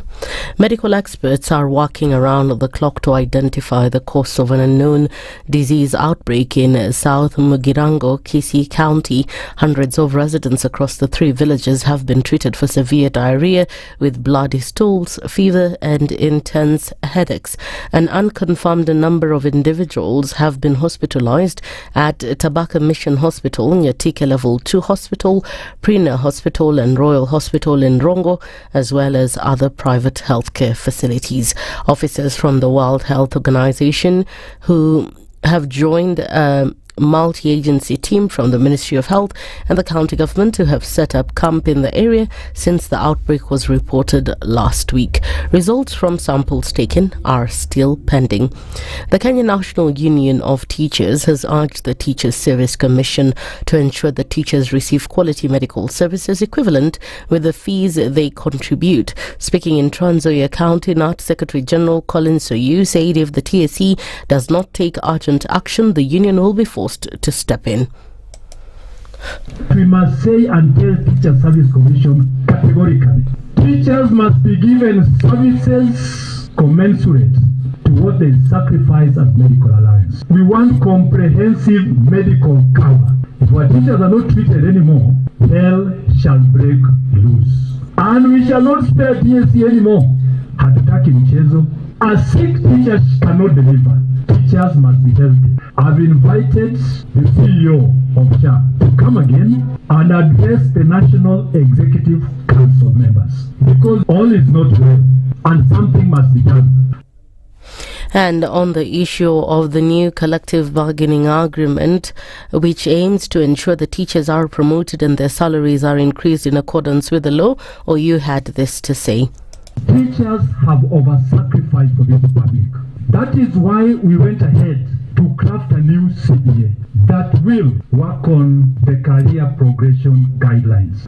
Sumu ya walimu, stagnation in several grades for over and over time. Nataka mambo ya CPG ishe, walimu ongeze mishahara, and promotions should be based on your qualification. Unasonga hapa the number of years unapatiwa yako. The government introduced upgrading so that we could align ourselves as teachers with the competency-based curriculum. Those teachers who upgraded have not been employed. Shida kubwa. And former LSK President Nelson Harvey has urged parliamentarians to suspend SHA as there is enough proof that it has failed. Speaking on a local TV station, Harvey said that since the relevant bodies had failed to play their role, it was time for MPs to step in and save Kenyans.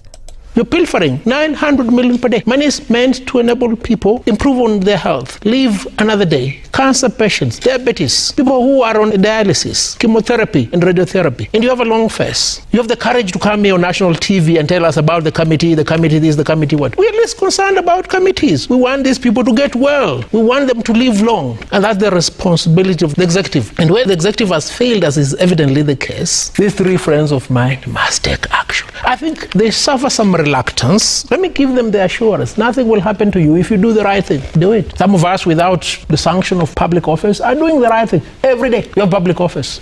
Boss, do the right thing. It's the good thing to do for now and forever. This event comes as in efforts to realize universal health coverage. President William Ruto has defended his administration's move to transition Kenyans to the new Taifa Care. I want to tell them the stealing is over, my friends. Move on. Hakuna tena pesa ya umma itafujwa kwa mitandao, hata mujaze makaseti makaratasi na nini marangapi.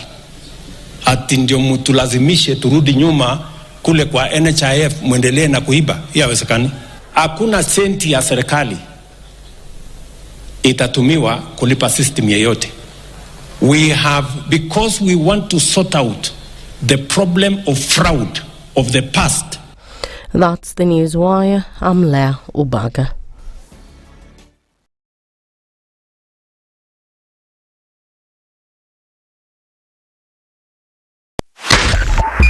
.5 Spice FM, Kisumu.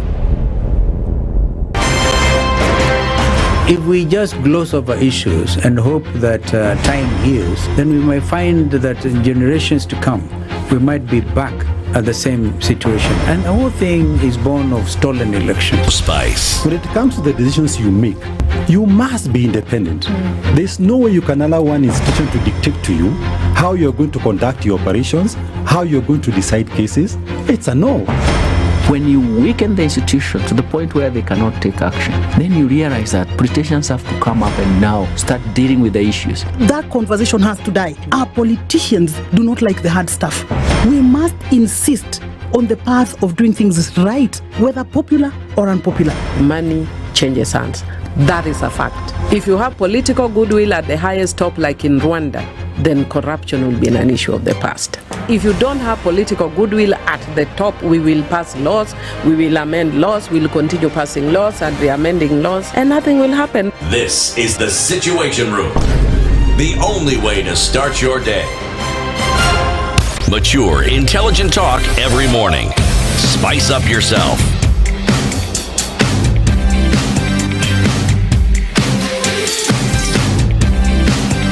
Mornings done right. 94.4 Spice FM. 7 minutes after 8 o'clock into the third hour of Kenya's biggest conversation this morning, the Situation Room. And if you're just tuning in, having conversations that affect us in society, communities, families, government, and in the nation at large, in the region and around the world, that are necessary to have. And that's what we do here every morning. And as we continue in that same spirit, a vital conversation that we'll be having this morning in terms of when you're stuck in the ruts, financially, how you get out of it. Very important for us to have, because this year has started with many stories along those lines. But we'll get into details of that in just a little bit. 1 million people, 1 million every year, enter into the job market. Not all of those 1 million people have the skills that they need to actually practice, start a business, or to join a job. So what happens to them? Usually they just get lost along the way. But the KCB Foundation has seen this gap, and under the 2G Ajiri program is making sure that those who would ordinarily get lost along the way do not. So they enter into a 6-month training program. They join one of the TVETs, one of the institutions of higher learning around the country. For 6 months, they get the skills that they need in masonry, in beauty and design, in automotive engineering, in the culinary arts, in facets of journalism, across board. Whatever it is that you need, they get those requisite skills, and then they're let off into the job market again. They have the opportunity to learn, and from that they have the opportunity to grow. Whether it is starting a job or whether it is starting a business, the 2G Ajiri program has made made the necessary links for youth between the ages of 18 and 35 to ensure that they have a chance that sometimes life just doesn't give them. And 155,000 young people so far have been affected by this program in a good way. And more can be taken. Get to know more about this program and how you can get in touch on KCB, the www rather, KCB Group /foundation. All right. And even when you think about that, when you moved on later on and you want to be able to buy a house, CT is dropping those nuggets of diamonds. Well, buying a house, if you don't have the money to pay cash up front, requires you going to a financial institution to see how best they can help you in this process. Now, Diamond Trust Bank is saying, please come. We have something that you might find interesting and something that may actually provide or prove itself to be a solution to your problem. Mm-hmm. You want to buy a house. Mm-hmm. You want to own a property. Well, look, the mortgage comes with the following features. One, a single-digit interest, 9%. Mm-hmm. That's for 10 years, 9.75 for 25 years. It comes with no hidden charges and it comes with no penalties if you pay ahead of the schedule. All that is required of you is to be either employed or self-employed, yep, or in the diaspora. But most importantly, you need to be alive. Good way to start. Either walk to any Diamond Trust branch and ask if indeed there is a mortgage plan process that you can be part of, or simply send an email to mortgages@dtbafrica.com and you will receive the requisite information that will enable you to start the journey of owning a house of your own. Fantastic. And that's the way to go. mortgages@dtbafrica.com. That is the email that you will need to write to. Fantastic. All right. At this time this morning, we are looking at bouncing back from financial setbacks and making an extra coin. Setbacks in some cases can also be crises, and looking at when things have just gone belly up, upside down. What's another way of belly up? I mean, really gone down the drain. And to help us out with that conversation this morning is Robert Ochieng, who is a CEO and co-founder of Abujani Investment. Robert, good morning. Good morning. And pleasure to be here. Well, welcome to the hot seat of the Situation Room today. Thank you for coming. And there are quite a number of issues that we're going to delve into today. And you're basically showing us the way. Mm-hmm. And even as we do that, thanks for coming. And we're going to start off today by welcoming you to the Situation Room with a proverb that CT will share from one of our African countries. And then you'll let us know what your interpretation of that proverb would be. Okay. Is that right? Okay. Yes. Proverbs for this week come from the Republic of Burkina Faso, otherwise known as the land of honest people. Okay? The horse cared for by two grooms dies of hunger. Horse, two grooms taking care of it, hunger. Kadoof. Okay.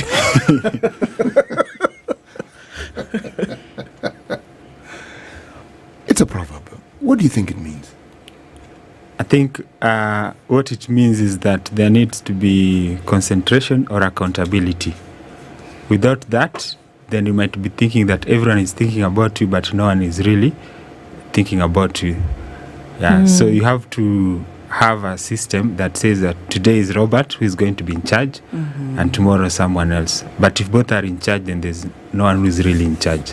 So sleep hungry. Excellent. Wow. I love it. Yeah. Actually, really excellent. We all spend our time doing something, and the thing that will keep you going essentially has not been taken care of. Okay. Well, Robert, this year started, and even going last year, the years before, people have started to really cry and not just complain, but to really break down on how things have gone financially. And usually you can tell the measure of a man or a woman by what they're able to manage, purchase, sustain. But so many things happening at the same time, loss of economic value, debt, crises financially. There seems to be a very, very tough situation going on for a lot of people today. Why so? Yeah, so if you look back, I think we can go back to 2019.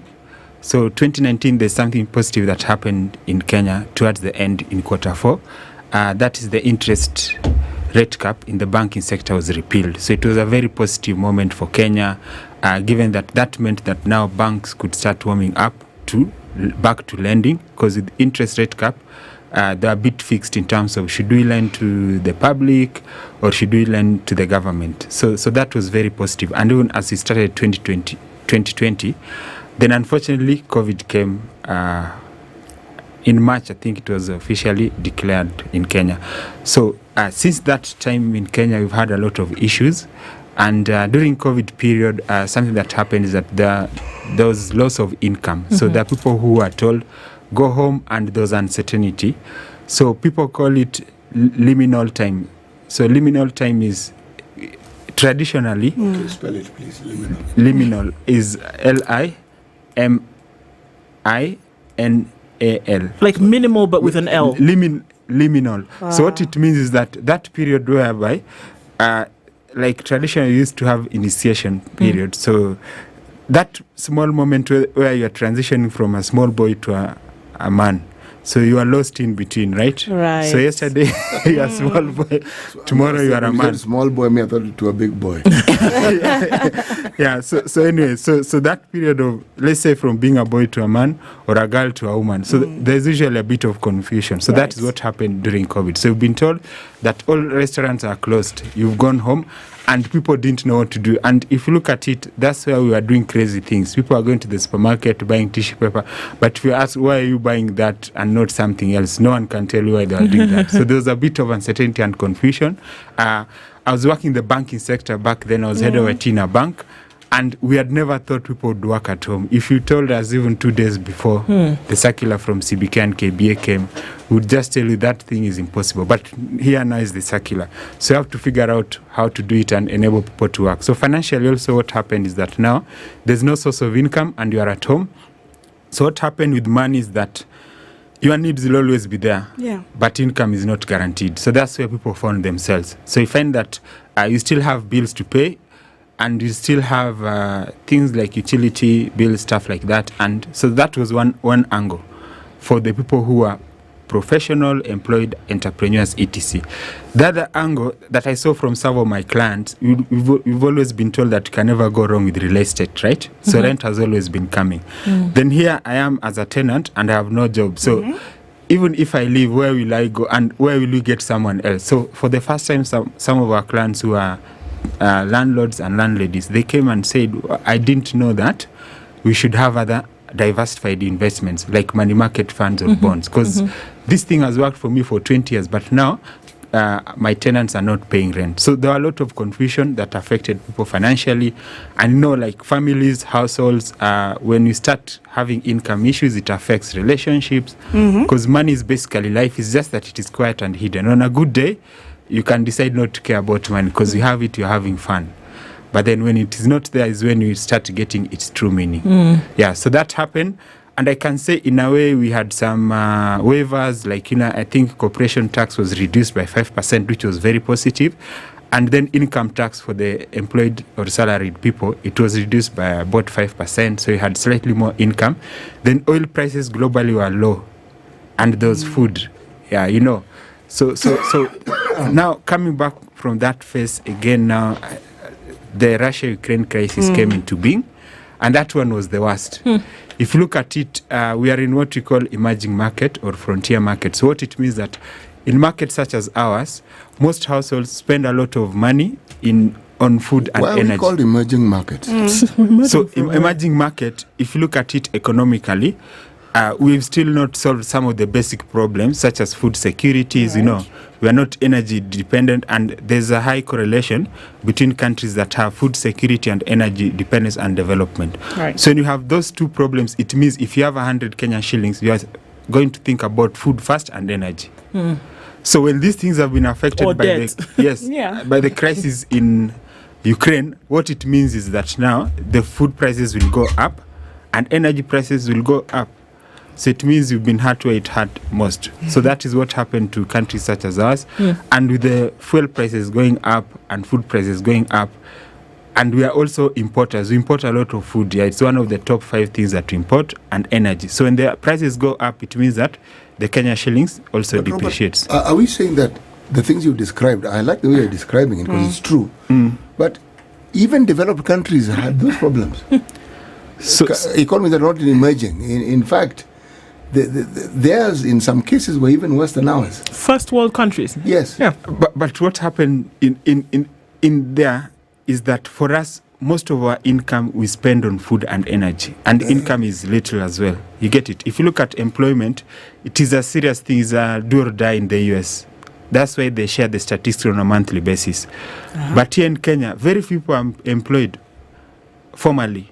You know, and informally, it can be an opinion. You know, you can say today there are 15 million, 17 million, but no one can confirm. But formally, that number has never gone up, which is the true reflection of what is true. Yeah. The point I was making is that if I look at the time of COVID, the people who were in the so-called first world, somehow this thing hit them worse than it hit us.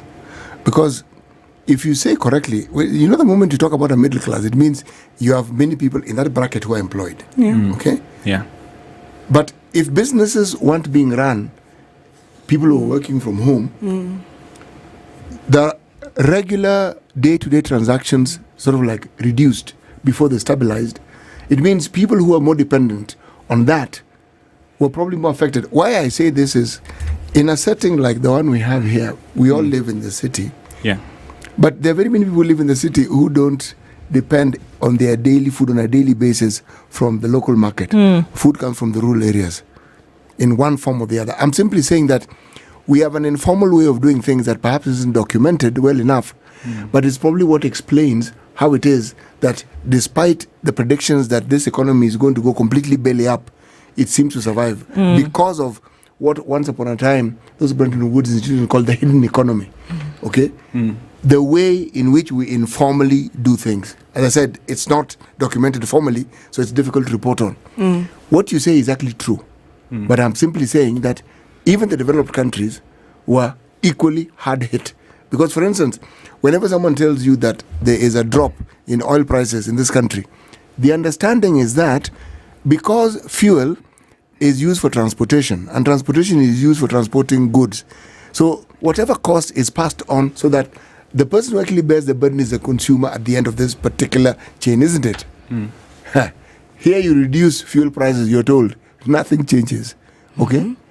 So, for us, when you say there's a change or there is a dip in the oil prices, we say yes. Like now, for instance, price of goods have actually gone down. It's the truth.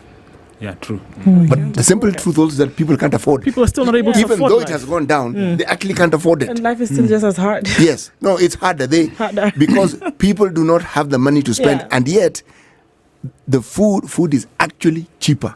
So what happens is that, and what we see today, is that people are borrowing for essentials. Yeah. People are going into debt for essentials.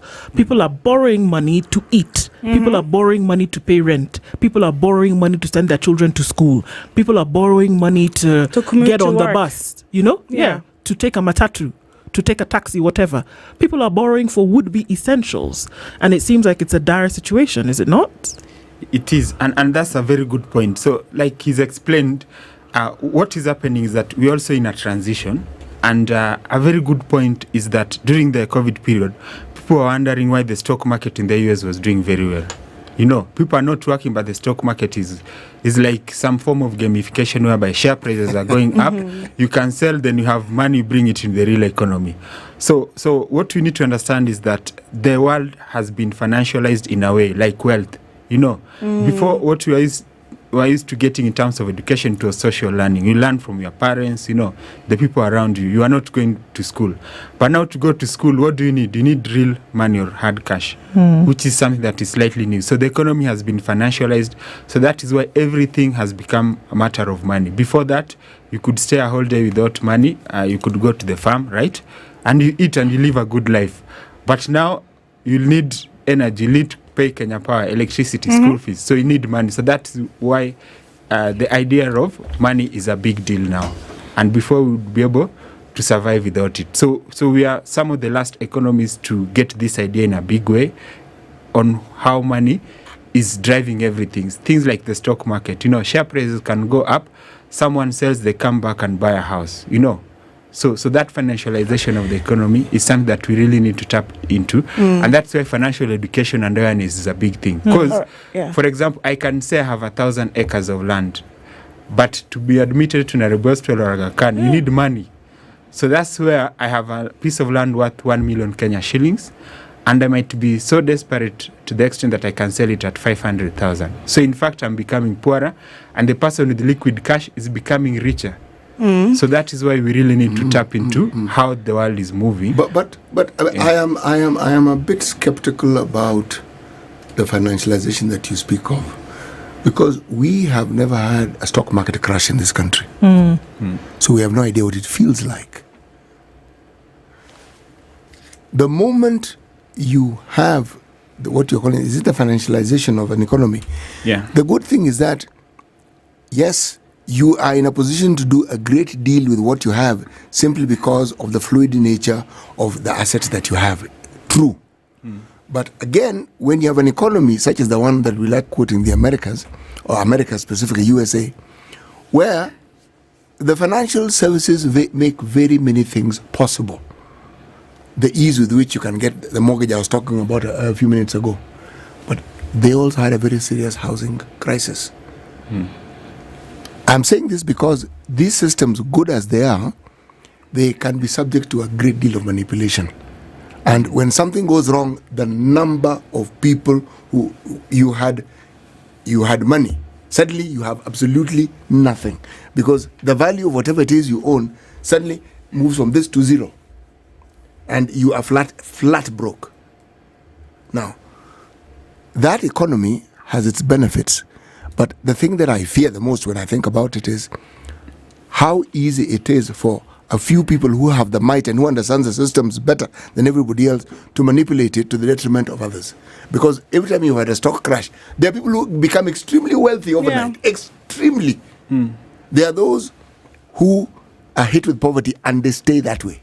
So I am simply saying, shouldn't we think of a hybrid system where I still keep my piece of land, I still farm at home, and if roads improve, at least twice a month, a relative of mine puts some maize and cassava into a bus so that I receive it in Nairobi. Wouldn't that hybrid system work better for us? Yeah, and actually that's why you need a portfolio. So what you are saying, when you look at money, it is a tool to live life. Yes. And we are saying, like, let's say I'm a family and my child is in class 6 and I have 10 acres of land. So I'll need hard cash to take that child to high school. So I'd say, let me sell 1 acre. You see, so it's about having a portfolio where you have hard assets, but you're also aware that you are going to need liquidity. Because what is happening is that if you don't have liquidity and like financial tools like insurance and stuff like that, the chances of being poor usually are very high. And that's why there's a famous saying that a typical African family is just one disease or illness away from poverty. It's because you don't have a portfolio. It's just to say, this is how life is, this is the protection tool that I need. So I'll go for a bit of insurance, I'll have a bit of land, and to take my child to school, I need cash. So if I need to take that child to school 3 years from now, I need to start looking at how to liquidate some of my assets. So it's basically seeing your needs. The life is a journey, and what do you need 3 months from now, 3 years from now, and how do you prepare for it? Because some families, they just sit, for example, wait for the calling letter from high school to come. Then they declare themselves poor, but actually they are not poor. Then they start harambe. You see, so that's basically what we are saying. All right. Yeah. So sickness is going to come. You have no. You cannot say, and there's data that shows that the older I get, for example, the more likely that I'm going to have some sort of sickness. So do you have a way to capture that in your portfolio? And if you are a family, how do you ensure that everyone in the family is productive? Because again, Federation of Kenyan Employers, they did a research that shows that for one formally employed Kenyans, we have 5 dependents. That's unsustainable. It's crazy. So you can't carry everyone on your back. Your back will break. Let me ask you. Goes down with it. Let me ask you, for the sake of some of us who are still in this journey and learning, there is your basic salary. And first, you need to put food on the table every day. You need to commute. There's just that liquidity. Then there is what they keep telling us: investment. And then there is what they term as wealth. it's not easy. Like you said, financial literacy is important. A common Kenyan who is earning an average amount, let's say 50,000. 50,000, that's a lot. Some are just earning what, 7,000, 8,000. Let's talk about a house manager. Okay, let's go with the minimum wage in Kenya, which is supposed to be 15,000. Let's go with the minimum wage that people are paid. No, not what is in the books. Okay, which is what are people paid? What are the watchmen paid? What are the house helps paid? 7,000, 8,000, 10,000. Okay. Bas. So let's go This with that. same person, you tell him save, same person saying you need liquidity. He has to make investments as well, all right, for the future. And I just don't know how that balance works. You could also tell us more about investment. How to just make an extra coin, but also live a normal life with your 5 children, for example. Yeah. So what we do as a Bojani is we deal with individual clients, and we've dealt with many thousands of them. And I can tell you there are great stories even in Kibera, because I remember we once did a session there. Then 4 years down the line, one of the participants, some lady who is a business person, told me that they had 70,000 in a gold savings account with a bank from the session that we did. So usually it goes with the mindset. But what I know and I've seen from experience is that you'll be in different seasons in life, and you have to respect the season that you are in. And that's why we hear these famous stories of someone was an intern, they rose, they became the CEO. So the problem sometimes is that we have conflict with the season that we are in. When you're just getting started, you'll be struggling. Because I remember there's a time I'd done a website for some company, and I knew that day I was going to be paid. It was in an industrial area, When I went, there are some changes, and they said, just go back and make this small change. So in short, I left without the check, Not to work from industrial area to the CBD. And an uncle of mine gave me 200 and I went back to school. So you see, that's the stage that I was in. So that one is called you're a spectator. So you're just seeing other people with cars, with money, and you don't have. So you have to humble yourself and live in that situation. And later on, you'll move. You are at least able to afford a bed seat of 7K. You see, a few years, you're able to afford a one bedroom, which is 15K, 30. So that is how it works. But if you want to get ahead of yourself, is when you'll find now you are in financial distress. Because what is happening again with technology, we have what is known as availability bias. So it is very easy to get loans, but the thing is, can you afford them? Yes. Yeah, there are actually several apps. Okay. You see, can you afford them? So that availability bias means that now our generation will struggle with saving and investing. Because the generation just before us, where they beat us, is that they're able to just put that 2,000 Kenya shillings per month aside. At the end of the year, they have 24,000. At the end of year 2, they have 4850. There are very minimal distractions. Yeah. Okay. Yeah. Well, let's take a break and we're going to come back, because the truth of the matter is, just based on what Dorice has said, is that, you have people earning a certain amount, but then there's so much more that you can't afford. Yeah, food is cheaper, but life is still very expensive.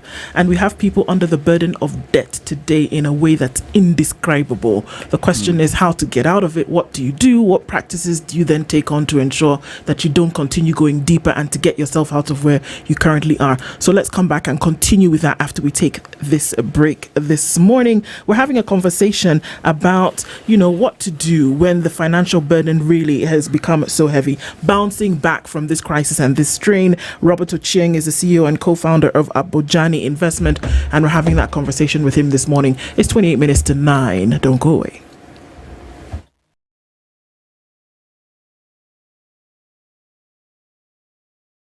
This is the Situation Room, the only way to start your day. The weather with SpiceFM.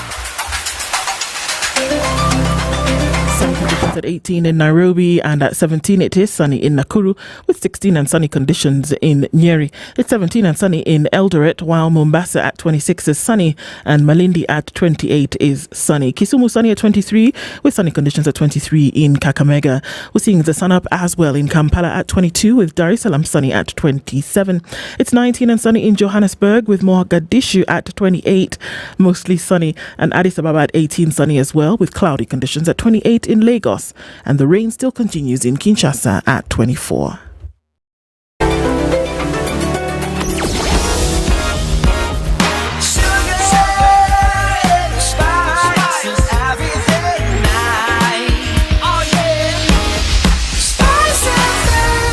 spice up your life.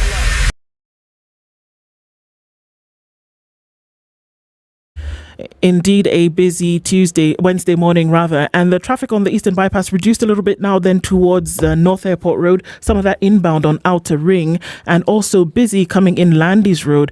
Jogoro is not looking too bad, but there's heavy traffic coming in from the Allsops Junction on the Thika Superhighway out towards the junction between Muranga Road and Wangari Maathai Way. Limuru Road, very busy. Some of this is coming off of United Nations Avenue, and we look at some traffic coming off the Northern Bypass that will then crisscross with this traffic here. Lower Kabete into Spring Valley, also busy at that area.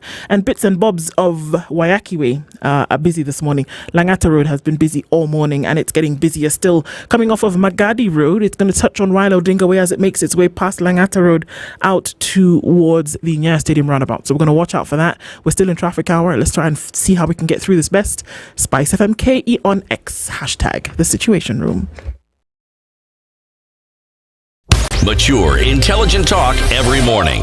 Spice up yourself.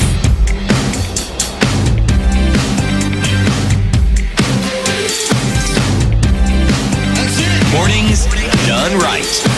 94.4 Spice FM, Nairobi. 25 minutes to 9 o'clock, and we're having a conversation this morning with Robert Uching, who is the CEO of Abujani Investments. And so we left off at that break where we're saying, look, Robert, people are in debt. People are borrowing to survive. People are borrowing to eat, which many, financial experts will tell us that's not the good thing to do. But then what do you do when you're already in that situation? So you've borrowed to the hilt.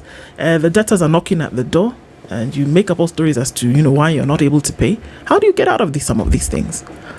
Yeah, so first thing about financial markets and what I learned is all about relationships. And that is always important.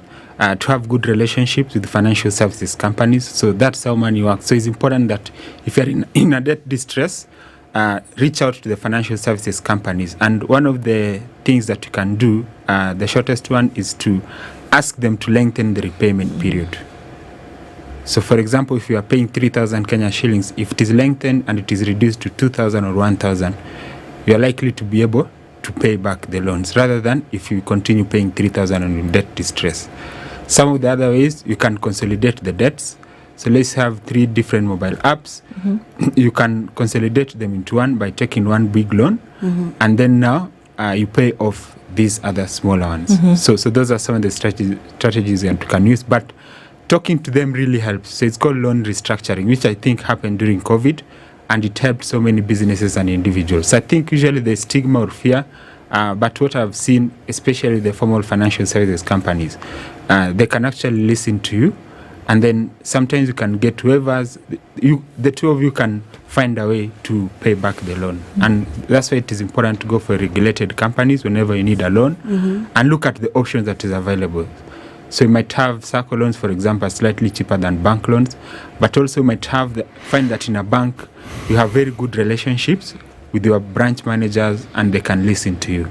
So the other things that you can do in terms of self-development budget or one, so things like leisure, entertainment. So if you can cut them down, like if you normally go out 4 times in a month, you can reduce to 2 times in a month. So if you do that in 3 or 6 months, you might find that you have slightly more and able to knock off the loan. So like I said, is look at the situation that you are in. So the conflict that you have these days, that people sometimes forget to respect the seasons that they are in. Yeah, so you cannot live as if it is your best days in life, but financially you are not there yet. So just cool down, just tell friends you're not available this weekend, tell the chama that I'm taking a break for 6 weeks or 6 months, Look at your own situation and don't let anyone put you under pressure. Robert, yes. How does one know they're in financial distress? So if you are in financial distress, first of all, if you are always worried about money and it's causing you a lot of stress. My goodness, but we're always worrying about money. There isn't a day. Yes, that's the first thing, in my opinion, that you need to work on. Like, for example, personally, I'm an entrepreneur. So I need to know that things like operating expenses, rent, salaries are coming up, and start looking for ways out. But sometimes we don't do that. Like, you don't sit down for 1 hour, 2 hours, or 3 hours to look at that. But the problem is coming. So how will you solve a problem that you are not ready to handle. Like you are not able to face it. So once you start thinking through, you'll find options. And I always say in financial situations, there are usually options. And the challenge is the thinking part. Okay, let me give you an example. You had a job. Yeah. COVID came. You don't have the job. Yeah. You can't get another one. But you had obligations. Yeah. The ones you say. Yeah. Correct. You had a house. You probably moved to a cheaper one. There's nothing like a cheaper loan. The loan that you had is still the loan, and the institution still wants their money. You've gone for restructuring, but remember, you don't have a job. Yeah. Okay. And the work you get is piecemeal. So you are essentially working so that you can eat and live. Okay. You've probably taken your children, your family home to a rural area. Those who have plots in the rural home, and so you are back to where you started before, sharing a room with a friend. Okay? Now, the obligations are constant. The economy is what it is, and it's not as though jobs are coming knocking at your door. This to me sounds like serious distress. Yeah. It is. Okay. So it's not how do you get out of it? What thinking do you employ so that you can start the journey of getting out of this? Correct. And that's actually what money is all about. Because I can give you this challenge. How many hours do you have in a day? That 24, right? Right. How many months do you have in a year? 12. And we have time for so many things. Like a whole Sunday, you might go out, do a lot of stuff. But rarely do we sit down and look at our finances. And that's why we tend to have money issues. Because if you set aside, let's say 1 hour. Please repeat that statement again. Rarely do we sit down and just say, for this 1 hour, just 1 hour in a month, I'm looking at my finances, I'm in debt, and these are my thoughts about debt, and these are the possible solutions that I can have. Before you're in distress. Before you are in distress, or even if you are in distress. Okay. Already in distress. Okay. Yes. So people just do other things. You have time for other things, right? Of course. Like football is coming, is a big day. Church is coming, going to the mosque. There are a lot of things that you have time for. But money, if you ask people honestly, they'll tell you that, Robert, I've never sat down even for 15 minutes to look at my finances. Why is that? It is a blind spot. It is a blind spot, and that's why now we need to be aware that actually it is the tool that is allowing us to have the luxury of life in most things. The fun that we are talking about, the entertainment, the leisure, the going to the gym, school fees that we are paying, those things that we really love, honestly, you need money for it.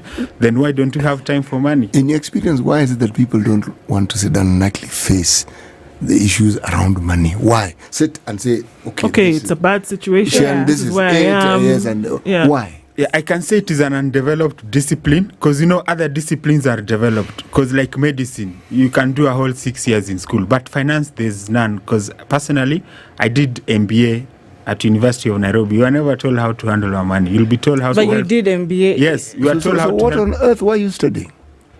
Is to help Standard Group, Safaricom, KCB do well financials. That's what we did in school. Personally, at your personal level? But at personal is up to you. If you forget yourself. So you need to know that by default, with a lot of humility, you should know that all of us, we are likely to have money issues because we are likely to have time for everything else except money. Robert, there's this thing they say, money is never enough. I think you've heard it. Yeah. It's never enough. What is your say on that? Is it factual? I think it's not factual if you do a plan and then you're able to prioritize your goals. So you can say these are the 4 things that I want to do and this is my income. So usually money has 0 emotions, so it goes with logics, right? So these are the inflows, these are the outflows. So it's a matter of saying, instead of building this year, can I do it 3 years from now? Okay. Yeah. So that I don't front load expenses while my income is not matching up to that. So it's always important to be true to yourself.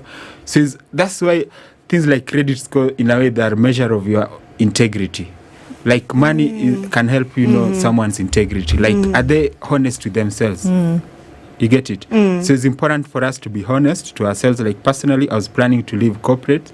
And because of that, I was living a slightly different life from other people because I knew that by 2021 I would leave. And when I come, you don't know whether a startup would work. So like the first 3 years, I was not paying myself a salary. I was relying on passive income from investment that I had made before. That was my situation. But what's a passive income? So passive income is money that works on your behalf. So when maybe you have some money in money market funds. There's such money. Bonds. which works when I'm asleep. So what happens, you convert your active income to passive. How? So let's say you have money in a circle. You are determined to confuse me further. I didn't understand passive, now you're taking me to active. Pole pole. Correct, okay, yeah. Yes. So what we are saying, we do earn money. Yes, let's say some people even get lump sum boss 10 million, but still they'll have nothing. So, you know such people. But still they'll have nothing. They've said themselves on You know, TV. Robert has said something. Some people can earn 10 million and still have nothing. No, that 10 million is a one-off. It's not as though they earn it every day. That's what they call it, lump sum. It is an active money that you earn for some reason. But for most people, it is a slow money coming in, right? So maybe you're setting aside 50K per month aside. So at the end of the year, you have 60,000 in a circle. So if the circle gives you 10%, that 6,000 is what we are now calling passive. Okay. Can't it knock off one of your expenses? It can do something. It can do something. That's what we are saying. So once you've learned it, money is a practical game. There are no theories about it. If you do 5K per month, at the end of the day, you have 60. Robert, what were you studying in MBA? Was there no theories? So it is theory, but you have to convert it to practice, because the doing now teaches you that if you put 50 per month, by the end of the year, it is a true story, you'll have 60. Algebra. Yeah. So the problem, these days we have too much wisdom and little knowledge. People are wise, but they have inertia. But Robert, the problem is, when you look at that passive income, the thing about those is that it takes time. When somebody is in debt and you have the person calling you, or whomever calling you, where is it? And you said, okay, I'll pay tomorrow.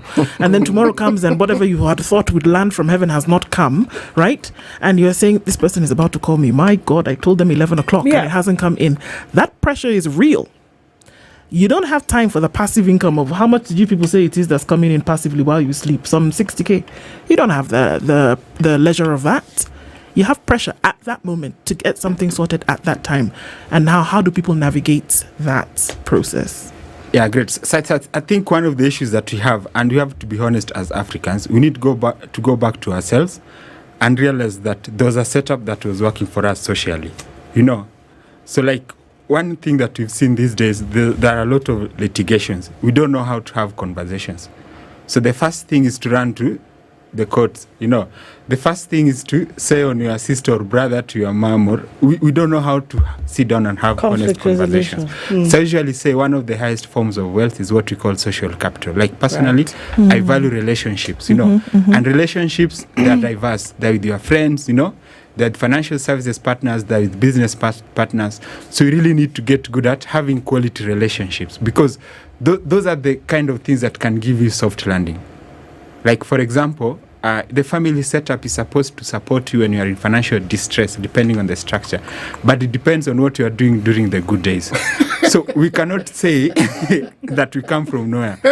We are being told we are in the globe. There's no globe. We come from a certain household, You come from a certain community, you have certain friends, And let me tell you something that I've been telling young people. There are three people.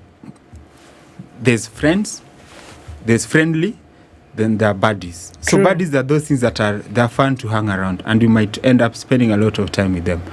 But they'll never give you ideas on how to get out of debt, how to grow your business, how to grow your careers. Then they are friendly. These are people that just need to be cordial with. Then friends are the people who can actually support you when you need the job, when you are in financial distress. So I feel like sometimes we are just in there, with people around us, and you don't know who can help you actually. And that's why you end up calling the wrong people scams. People are saying friends are scams. They're not your friends. You know who are friends. So you need to know who your friends are. Like personally, I can tell you, there's a time I needed to change jobs. I called 10 people, and within 3 weeks I started being called for interviews. Those are friends. And I've been telling so many people, please ensure you have quality.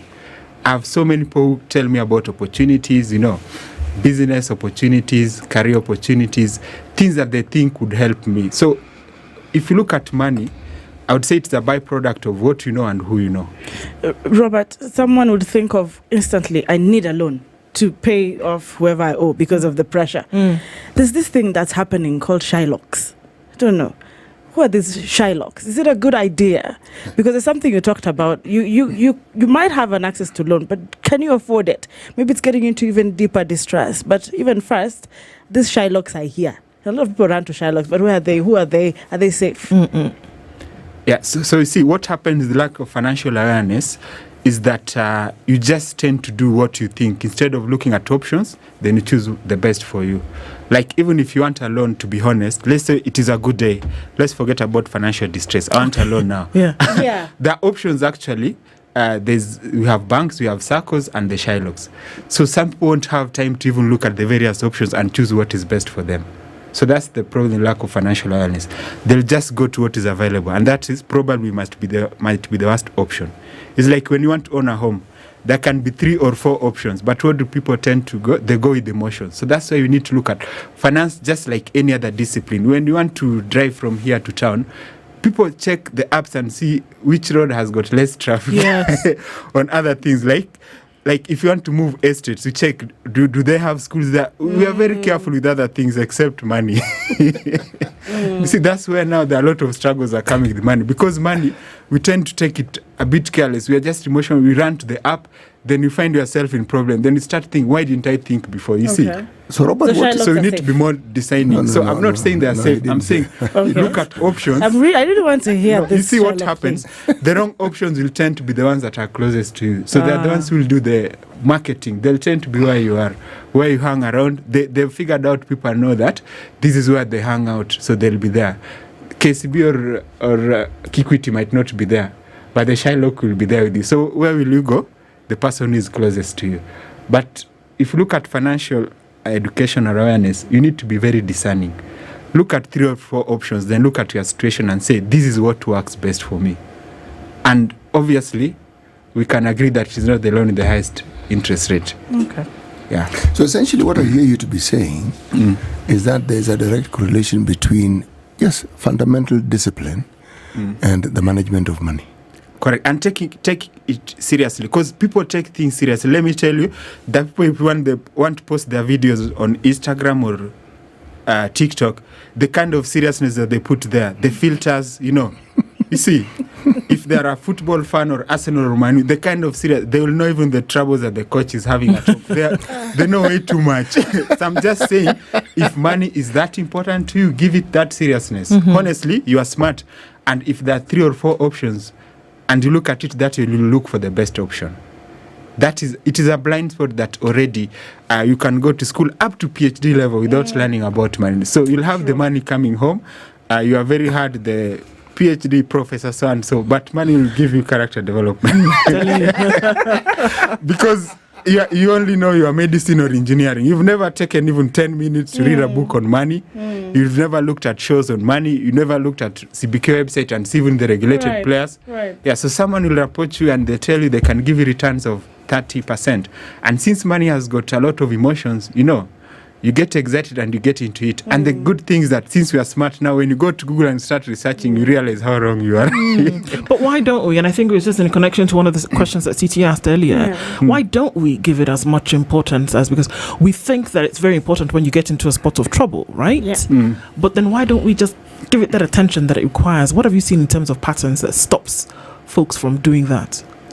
Yes, I think the pattern is the blind spot is that if it is a life skill, and life skills, traditionally you used to have ways of imparting life skill to people, right? So even for boys, girls, we had those, but that we lost it along the way. So currently it's just what Robert thinks, and you move on until you get character development. So these days in life we are learning the other way around. You get character development is when you try to fix it. So I think we need to know that money is at the cornerstone of life, and give it time, and know that it works this way in terms of social capital, the relationship that you have. Before you earn any income, you need to know people, right?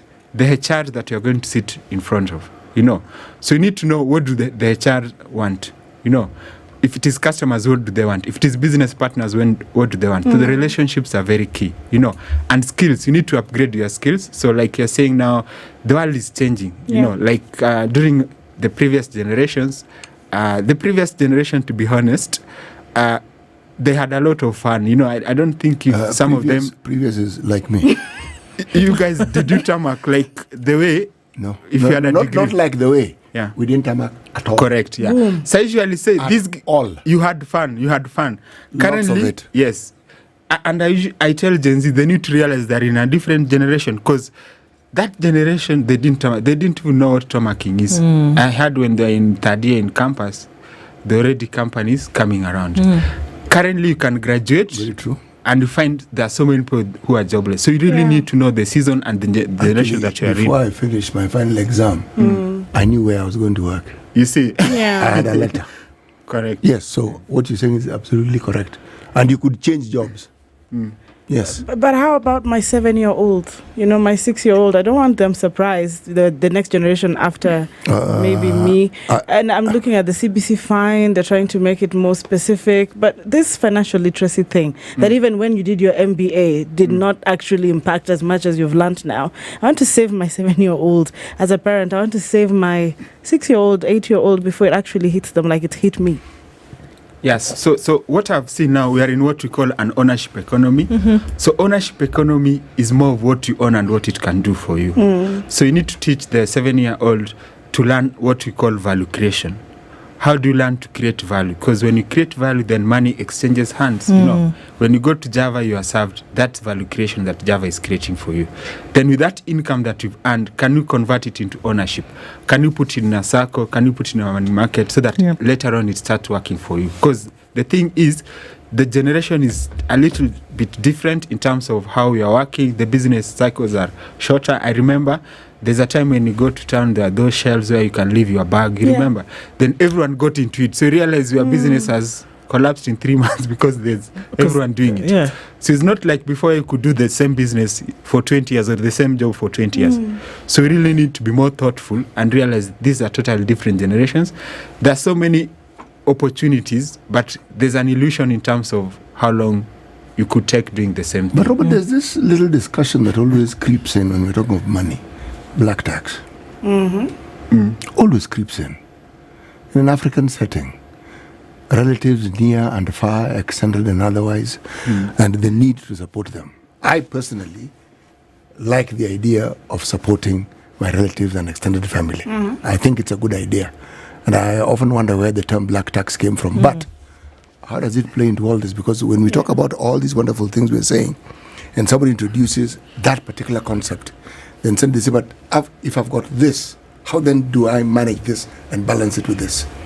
Yes. So what I was saying, like, it goes to relationships. I think these days, people are not very keen on relationship. There are a lot of casual relationships, you know, like you can be in social media and claim to have 2 million friends, and they're not really your friends. So what I usually say, you have to anchor your life and know who are your real friends. Like for me, I know some aunts and uncles of mine, like if they see me coming today, they'll be so happy. On a good day, they're always happy for you. Those are your people. But if you pick an aunt or uncle who always want only money from you, then think twice. Yeah. So being an aunt or uncle is not about money. So if you allow that, then you got a problem. If you allow Correct. Because there's no way it is written, even when you go back to 1900, that being your relative is to do with money. Actually, biblically, you are required to look after your kith and kin. Your kith and kin, It is written. No. Oh, okay. Look after. Doesn't mean financial. What he's saying is not that you don't give money.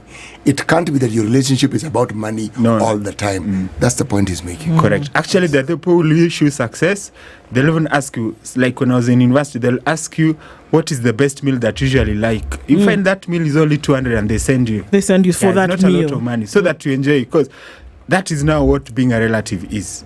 It's not waiting till you graduate, then now you start explaining yourself, you know, so and so. Or they hear you work in a bank, then now they call even 20 times, you know, and they know you are paid on 24th or 22nd. They tell you, you know, Arsenal is playing tomorrow because they know you are an Arsenal fan. So if you allow that, then I say you don't have money skills, because one of the money skills that you need to have is to learn to say no. It's a money skill, and no is a complete sentence. Right. And there's no relative who will stop being a relative of yours because of money. Your mom or dad will love you irrespective of your money. That relative who sent you 200 bob, That's a relative who understands investment. Yeah, great guy. Correct. And you remember that time it was only 65 bob to buy chicken in the school canteen. Yeah. It was a big deal. Yeah, that deal I'll work with a lot of pride. But courtesy of that relative, so in future also give back. It is simple, So investment. You think very fondly of that person. Yeah, you invest in each other and uplift each other. Sometimes it could be ideas. Just telling me there's this job at Safaricom that I've seen. I can't see everything on the internet, but there are things that they know that I need, and they'll share. Then I apply and I get. You see, they've actually invested in you. But I also think it's important that you are also a receiver of the ideas that are shared with you, because they say you can't see everything in the internet. So don't lock out people. Be essentially somebody who engages people, like I said, friendships, but also have your ears out there and allow people to, also share. Be a good receiver and a listening ear. And what I would say, anchors. Like I think the problem, people don't know who their anchors are. Like personally, I know. Like in business, I know who my anchors are. They always uplift me. Yeah, it's not a big deal. Even if something happens and I send 10k or 20k, it's not a big deal, But the people who now want to hustle you, yeah, they want to hustle you, and no matter what you do, they'll always find a way to say you are a bad person. Exactly. I think that when you are on a road to nowhere, just cut off the relationship and keep it moving. This thing of wanting to be perfect, you are not perfect, You'll never be perfect, and pleasing people, comedians who have come here will tell you is the most difficult thing. Of course. Of course. So if you make that your business, you'll lose the relationship plus your money. But the people who uplift you when there's an opportunity, like last year we had a big conference at Radisson Blue, 350 people came, and there are friends of mine who are sharing it on LinkedIn. Beautiful. I mean, it's one of them because of him. 10 people came because of him. That's a friend, and they've never asked me for money. So who said friendship and relatives about money? Alone. It has been a breath of fresh air for sure, and just giving insights into some of these things, and always a very important conversation for us to have. The CEO of Ajanabi Investments is Robert Ocheng, and he's been with us this hour. Robert, thank you for joining us, and we look forward to more conversations like this soon. Asante Sana. Good morning. It's 9 a.m.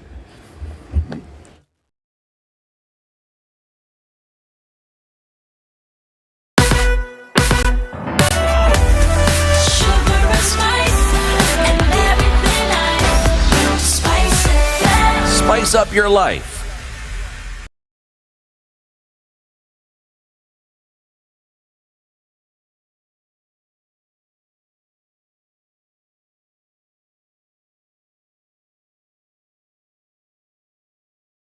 This is the News Wire. I'm La Obaka. The Ministry of Education has announced the development of a sustainable agreement framework aimed at facilitating a structured return to work plan for workers at the Technical University of Kenya. Education Cabinet Secretary Julius Ogamba made the announcement following negotiations with union representatives from TUK, the University Academic Staff Union, and the Kenya University Staff Union, which focused on the CBA for the workers. Ogamba emphasized the government's commitment to preventing future strikes by implementing proactive measures across all universities. The development comes a week after police clashes with TUK students who took to the streets protesting their indefinite closure of the institution. Ford Kenya has suffered a blow after 50 members led by former Motosiet MCA Bernard Alingana in Trans Nzoia County announced their defection to the DAPK party. Aliangani Ngana said they reached the decision after conducting extensive consultations on the future of the Simba and Chui Magharibi parties in the country. Mimi nilikuwa wa ndani kabisa wa Moses Masika Wetangula. Hata kama ni kwenda kwa mganga, tungeenda na Moses Masika Wetangula. Sasa kama mganga ambaye tunaenda huko ameniambia huyu ndio kingpin, mimi nangoja nini huko? Niposa leo nimeamua kutoka ndani ya chama cha Ford Kenya na kuungana na gavana kingpin wa jamii ya Waluya. Tuliambiwa kwamba kama jamii ya Waluya tutapewa 30%. Leo hii Moses Masika Wetangula kuja Trans Nzoia. Mimi nataka kukuuliza 30% ya jamii ya Waluya iko wapi? Welcoming the new members, DAPK Deputy Leader George Natembea described the move as a bold one. Sisi tumeamua kwa kauli moja kwamba kwa masuala ya kisiasa tutaongea kwa sauti moja. Ndiposa nimshukuru sana Mheshimiwa Bikulu. Tunasema kwamba kama wale watu ambao tunafuata nyayo za watangulizi wetu ambao walikuwa wanaamini kwa masuala ya demokrasia, akiwemo Masinde Muliro, mkombozi wa pili wa taifa la Kenya, Michael kijana wa Malwa, Kena George Captain, walijitolea muhanga kuhakikisha kwamba taifa la Kenya linapata uhuru wa kusema, uhuru wa kuassociate, uhuru tu wa kuwa Mkenya bila kuwa na zile shackles zingine. Sisi tunataka ile future yetu ikuwe na reflect kabisa huko nyuma. Hatutaki wale watu ambao wanaitwa interlopers wanasema wanataka kumaliza safari ambao hawajui ilianza namna gani. And finally, a 47-year-old man is suffering from stab wounds following a land dispute in Kakamega County. The father of the victim, Titus Mukulo, has alleged that the local chief has been advising family members to claim land inheritance, leading to clashes in the region. Shamba yetu iko kwa succession, lakini chief alitumia lazima ya kukawana. Na hiyo kukawana kwenyewe inaleta mzozo, watoto hata wamekatana. Na nikipeleka ripoti kwa ofisi ya chief anisikilizi. Kwa hivyo niko hatarini kwa sababu hata watoto wanaweza kunishambulia kwa wakati wowote. I'm not free in my stay. Kwa hivyo nataka serikali ingilie inisaidie mambo hiyo ya shamba iishe ndio niishi vizuri. Kulingana na shamba ya succession, haitakani mkawane kama succession ingali. Lakini chief alitumia ni ofisi yake lazima na nikashindwa bila naweza kuendelea na succession. The allegations were echoed by an elder, Christopher Ombaso, who has revealed that the chief has become a nuisance to the residents of the area, especially by getting involved in land issues without following the proper legal procedures.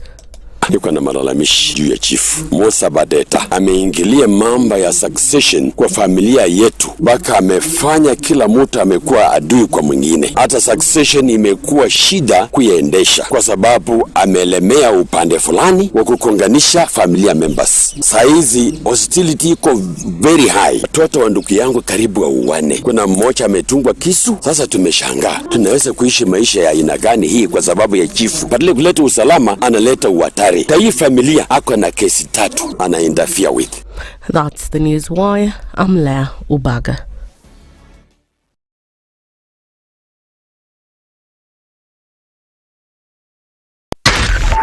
.4 Spice FM, Nairobi. If we just gloss over issues and hope that time heals, then we might find that in generations to come, we might be back at the same situation. And the whole thing is born of stolen elections. Spice. When it comes to the decisions you make, you must be independent. There's no way you can allow one institution to dictate to you how you're going to conduct your operations, how you're going to decide cases. It's a no. When you weaken the institution to the point where they cannot take action, then you realize that politicians have to come up and now start dealing with the issues. That conversation has to die. Our politicians do not like the hard stuff. We must insist on the path of doing things right, whether popular or unpopular. Money changes hands. That is a fact. If you have political goodwill at the highest top, like in Rwanda, then corruption will be an issue of the past. If you don't have political goodwill at the top, we will pass laws, we will amend laws, we will continue passing laws and re-amending laws, and nothing will happen. This is the Situation Room, the only way to start your day. Mature, intelligent talk every morning. Spice up yourself.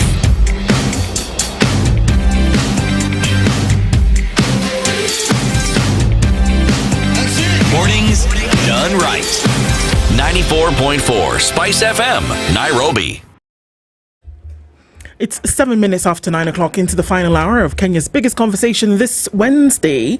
And as we've been going through a number of things, indeed, it doesn't matter whether you're on the political scene or whether you're on the personal scene. These conversations move us as individuals and in concert as well. And that's why we have them every day. And thank you for being here with us, whether you're into our live streams on YouTube, on Facebook, and on X, and around terrestrial radio around the country, and also our audiences on KTN. Karibu sana into it this morning. CT, we can't run away from you telling us how we can get this mortgage and how we can do it in the best way possible. Go. Well, let's start with you wanting to own a house or to buy a house. Let's start there.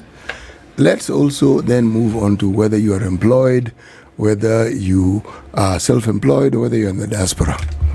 Let's talk about you wanting to actually have details as to what it is a mortgage entails.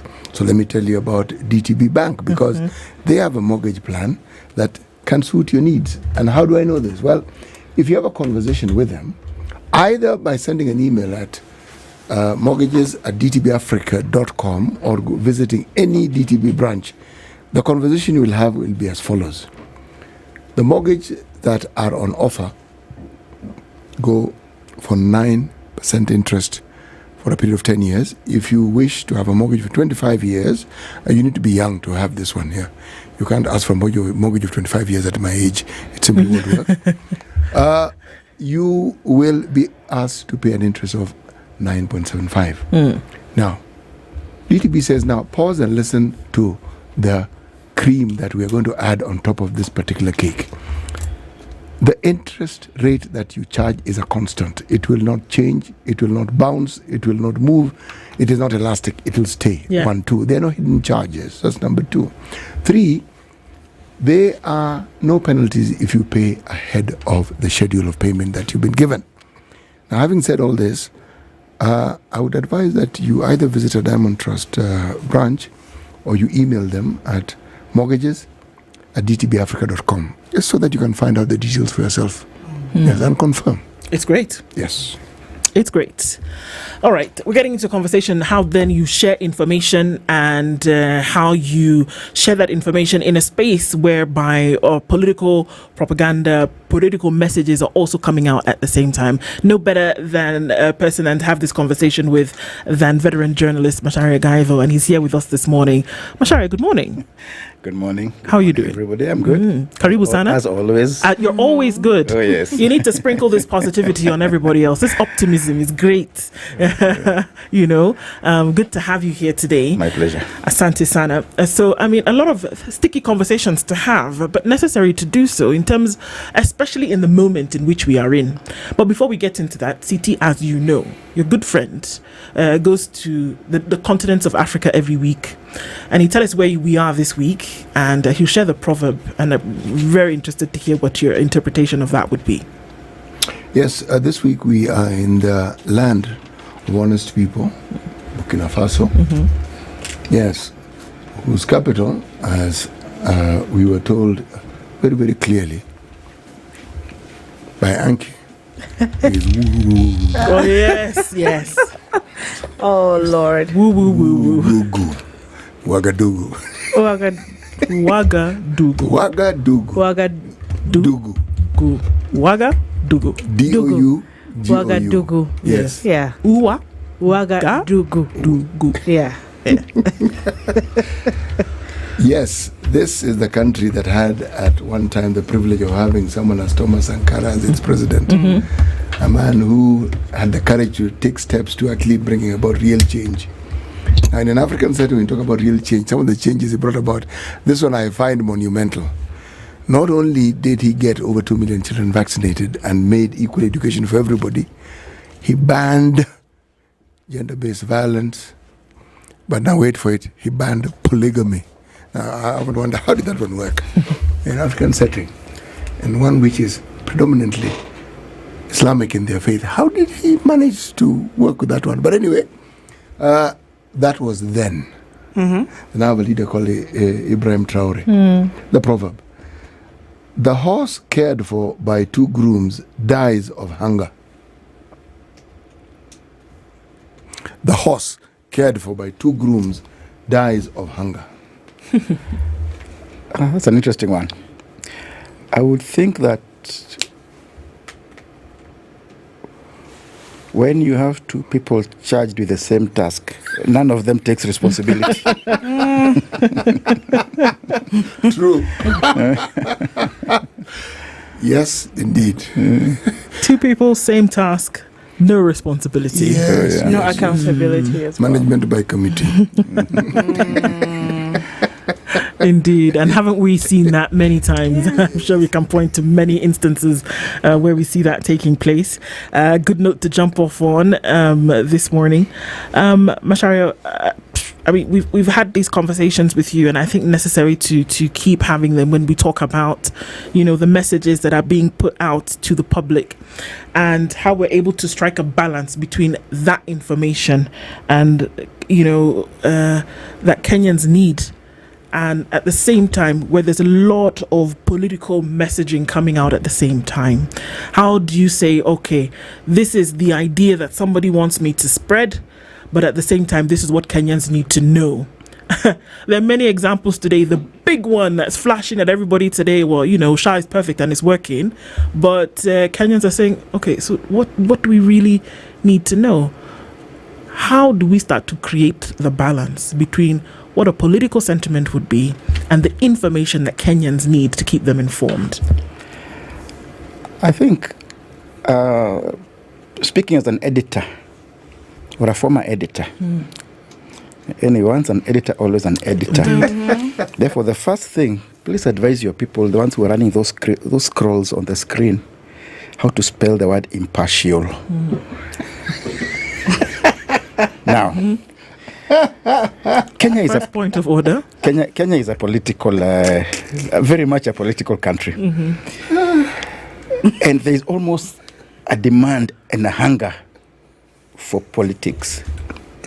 When I was in the newsroom, we used to conduct various surveys, and sometimes you want to shift away from the regular political headlines,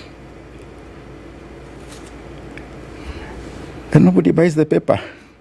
You come up with beautiful stories, human interest stories, economic stories, family stories, health stories, but nothing beats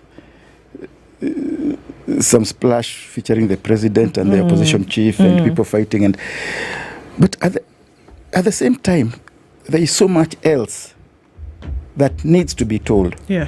But we need to find how to tell it in a way that is interesting and that people will resonate with. Today, health is a big issue. It is. But it is also so political, because the universal public health is being pushed as a political project rather than a social project. Same thing with housing. There's nothing wrong with availability and helping people to acquire houses. But when it is pushed as a political project, then questions will be asked, because there is always that tendency to take shortcuts.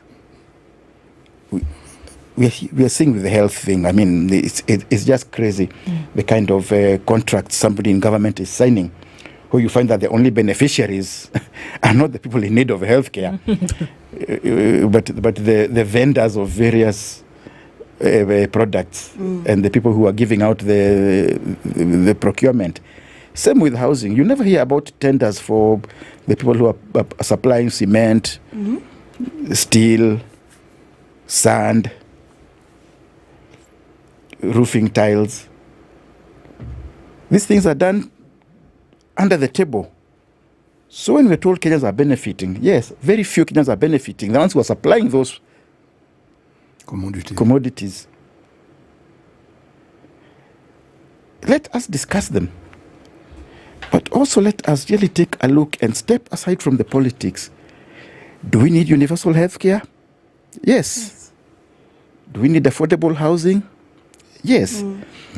Is the government necessarily the right agent to drive those projects? I don't think so, because the government is very, very poor when it comes to management. They can't even run a kiosk, leave alone a major parastatal. So let us look at what can we do about making sure that things can actually work for the benefit of Kenyans. And also, how do we address the real issues of Kenyans? It's like we have been poisoned by politicians. That all we think is that politicians are the solution to our problems. They are not. They do not offer any solutions. What they do is get in the way. I'd like to think of a situation What if there was no government?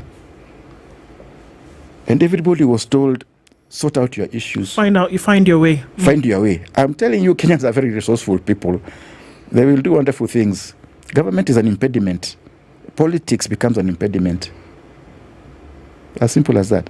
Do you think that today Kenyans, Macharia, are living in spite or operating in spite of government, which is essentially tasked to make sure that a conducive environment has been met for survival, 1, 2, 3, whether it's education, health, business, etc.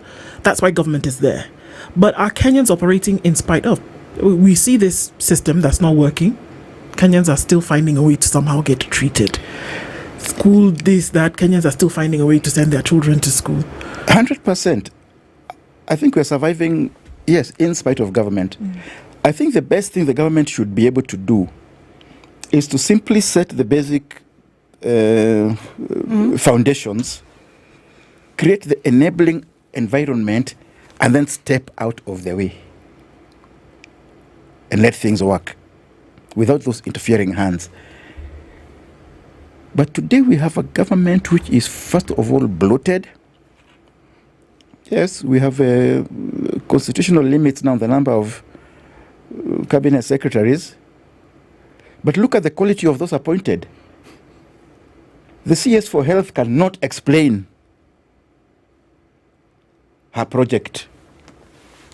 Neither can the PS, Universal Health. The CS for Housing, or whatever they call it, cannot explain that affordable housing project. Up to today, we are getting contradictory information on some of those funds. We don't know whether they are levies, whether they are taxes, whether they are contributions. The people who are supposed to explain cannot. So what purpose are they serving?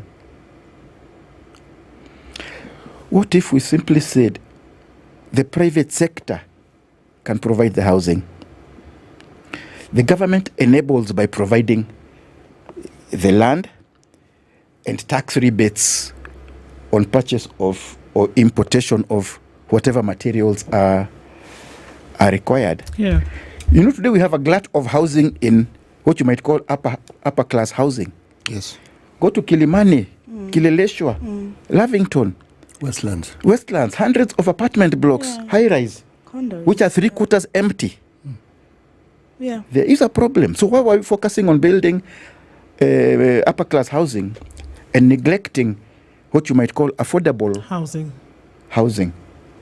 We must find a way of doing it. If we left to the private sector, I am sure the private sector can provide.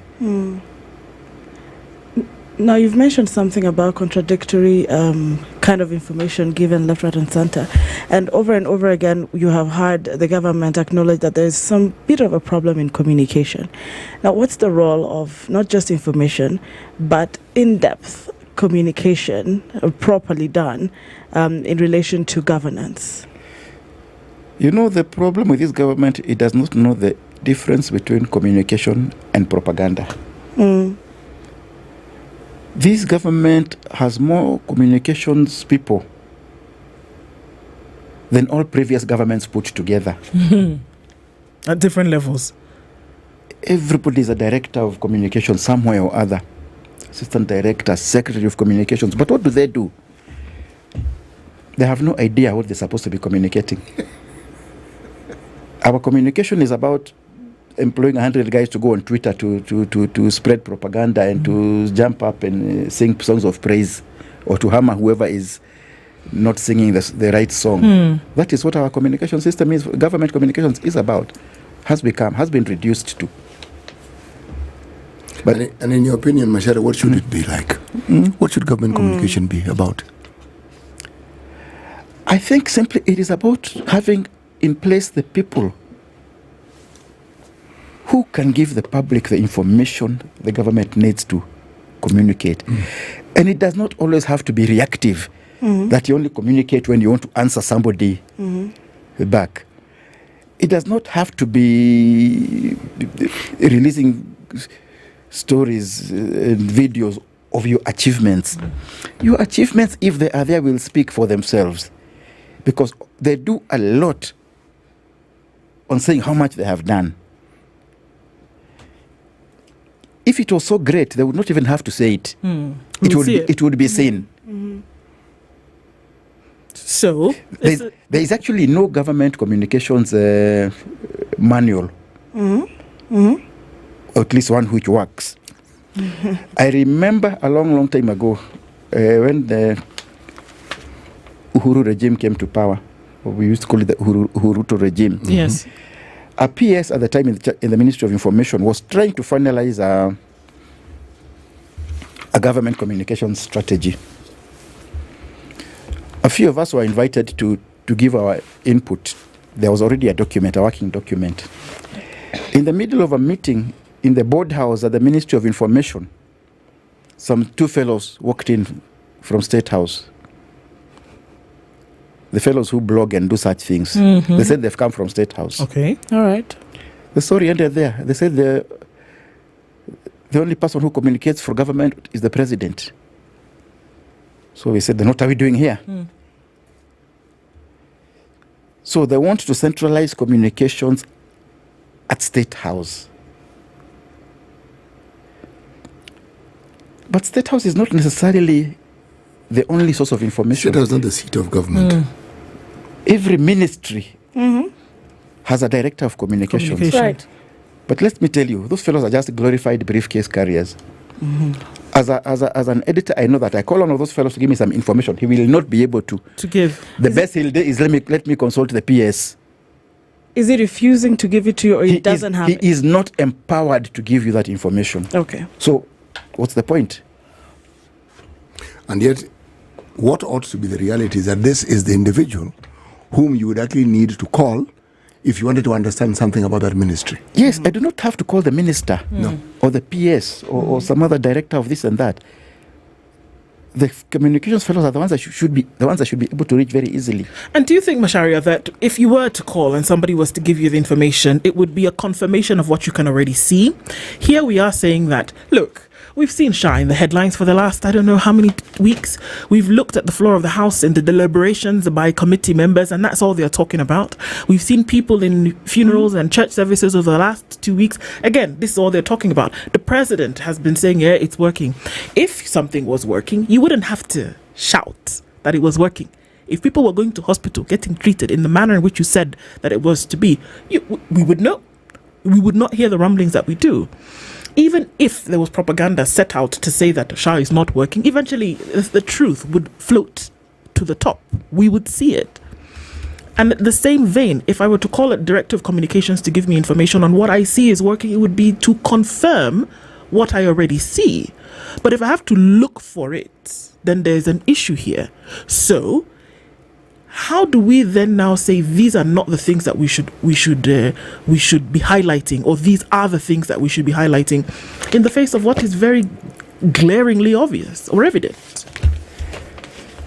These are such topical issues. There are issues which go to the heart of everybody's needs in Kenya. Healthcare. It touches everybody. Yeah. How can you not discuss it? But part of the biggest problem is that the fellows in government are in denial. They're insisting that this SHA, sometimes I forget what to call it, is working. You're right. If it was working, then why would there be all these issues coming up? Even within government, people are questioning. But these fellows prefer to bury their heads in the sand and just tell the lie that it is working. And if you are asking questions, you must be opposition, or you must be a saboteur, or you must be Murema, They have to look for some nonsensical scapegoat. There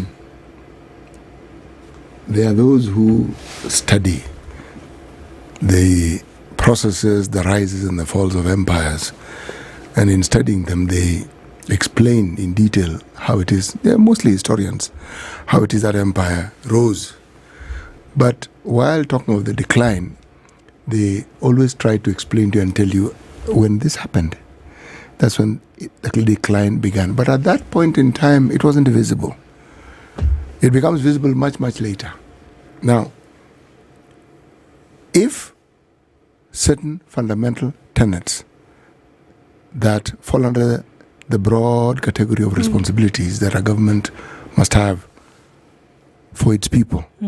If those fundamentals are questioned, then there should be a response that gives an explanation. It doesn't have to be plausible, but it has to be an explanation which, when you interrogate, you can determine, yes, there's some truth here, or there isn't if you don't want to, but there must be. Now, if you have a situation where that isn't the case, and it isn't just with health, it is a discussion that is had with education. Every time you have a new term, you're talking about education. And when you talk about health, there's one really sticky point that has never been resolved, the Shakahola issue. We've actually forgotten about it because there's so much happening. We've forgotten. Where did that matter get to? This was a case where so many things were involved. You're talking about lives lost. You're talking about the social ramifications. You're talking about the health. Now, security. The list goes on. There are people who should respond. At that particular point in time, the person who was appointed man was now is now our deputy president. How exactly does one in government expect the citizenry to have faith in that particular government or to trust it when things as monumental as that remain unresolved and you do not hear anybody talking about it anymore? It's like it's done. How? You're looking at me or looking at her? Not you. We're all looking at you. You're looking at me. No. I am actually looking at you, but I am. I'm looking at you because I was thinking.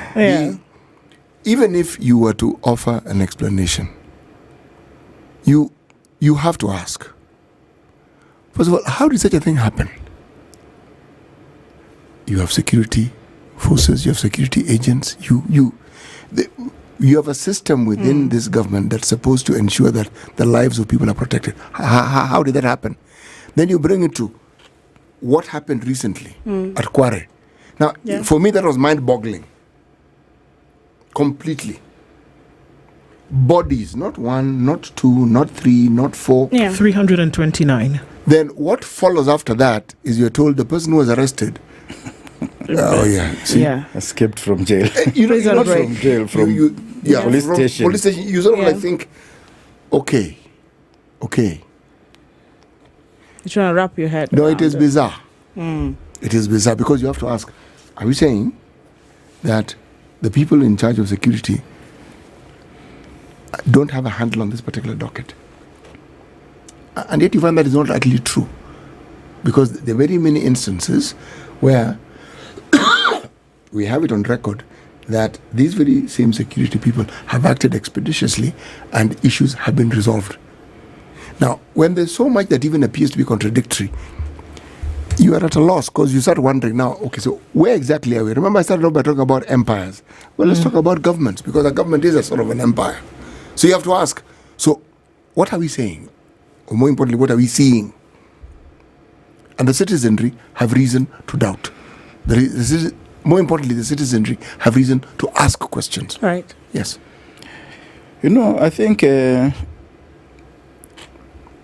governance is not something for the president, that he is the Alpha and the Omega and everybody must kneel and bow before him. It is about appointing the right people across the board, starting with the cabinet, the PSs, the county commissioners, the police chiefs, and all those government administrators, and get them to do their work. They have to be competent in the first place. But if you are going to make strategic positions in government the home for political reward, for giving jobs to your cronies, to your MPs who have failed to win re-election, and so on and so forth, things will not work because those are not the right people. I think we used to have a very professional public service at one time. For the very longest time. And it did not matter who is in State House. The systems the systems worked. Yes. And you knew they worked. But today, state has become the point of reference for everybody, that most ministers cannot pronounce themselves on their own dockets. Why? Why would you have a government which has 22, 23 individuals who are supposed to sit at positions? Why would you then be involved to the level of even, explaining what happens?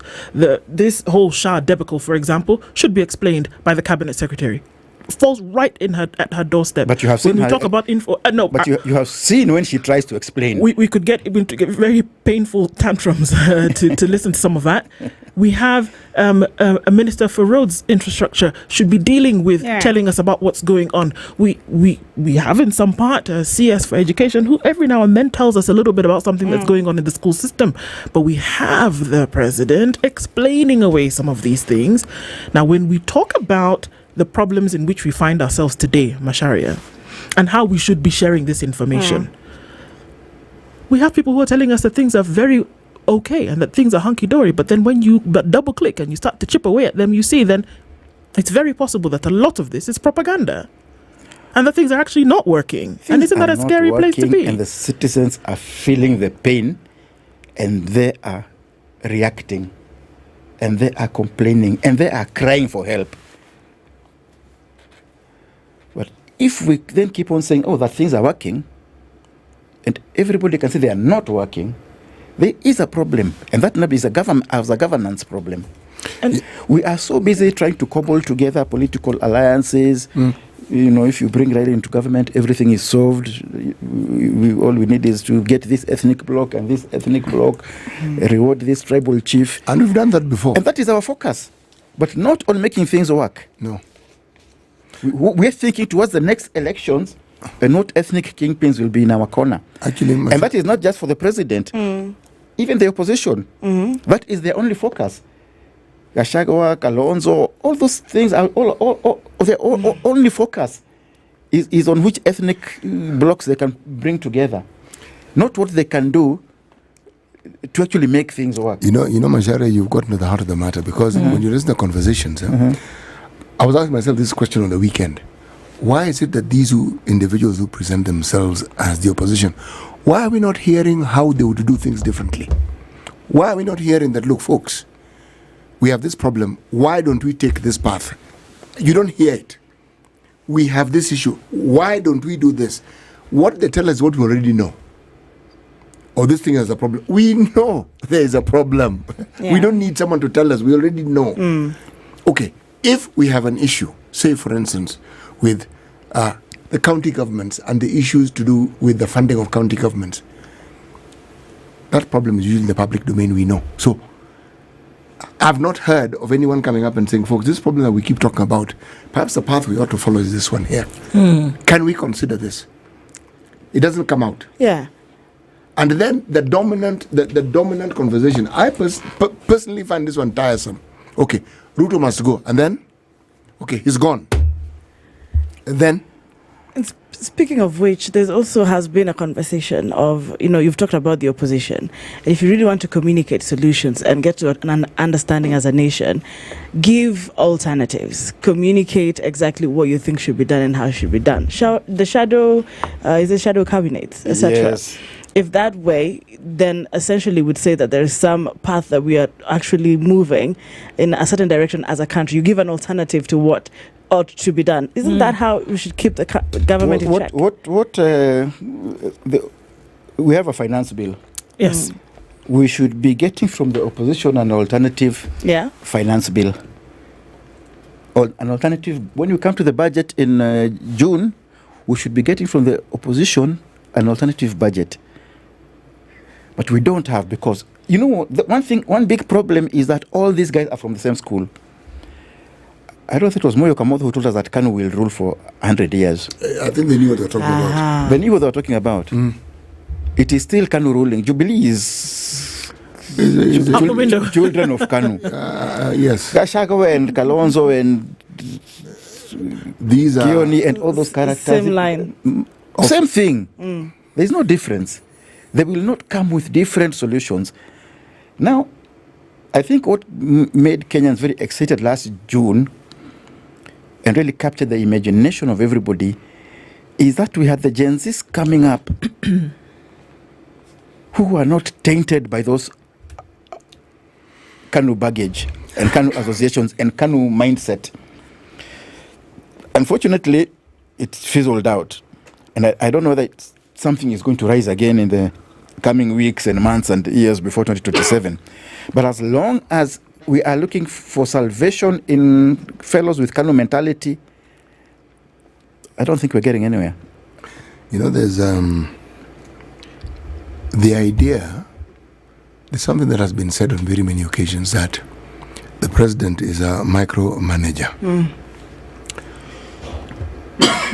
I've often wondered, let's take the view that he is, and that he wants to have the last say on anybody.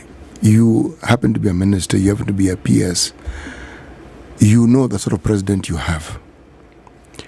When the president makes a statement about some function of government, is it not incumbent upon the civil servant or the minister, whoever it is, because that is their docket, to take the step of explaining it further?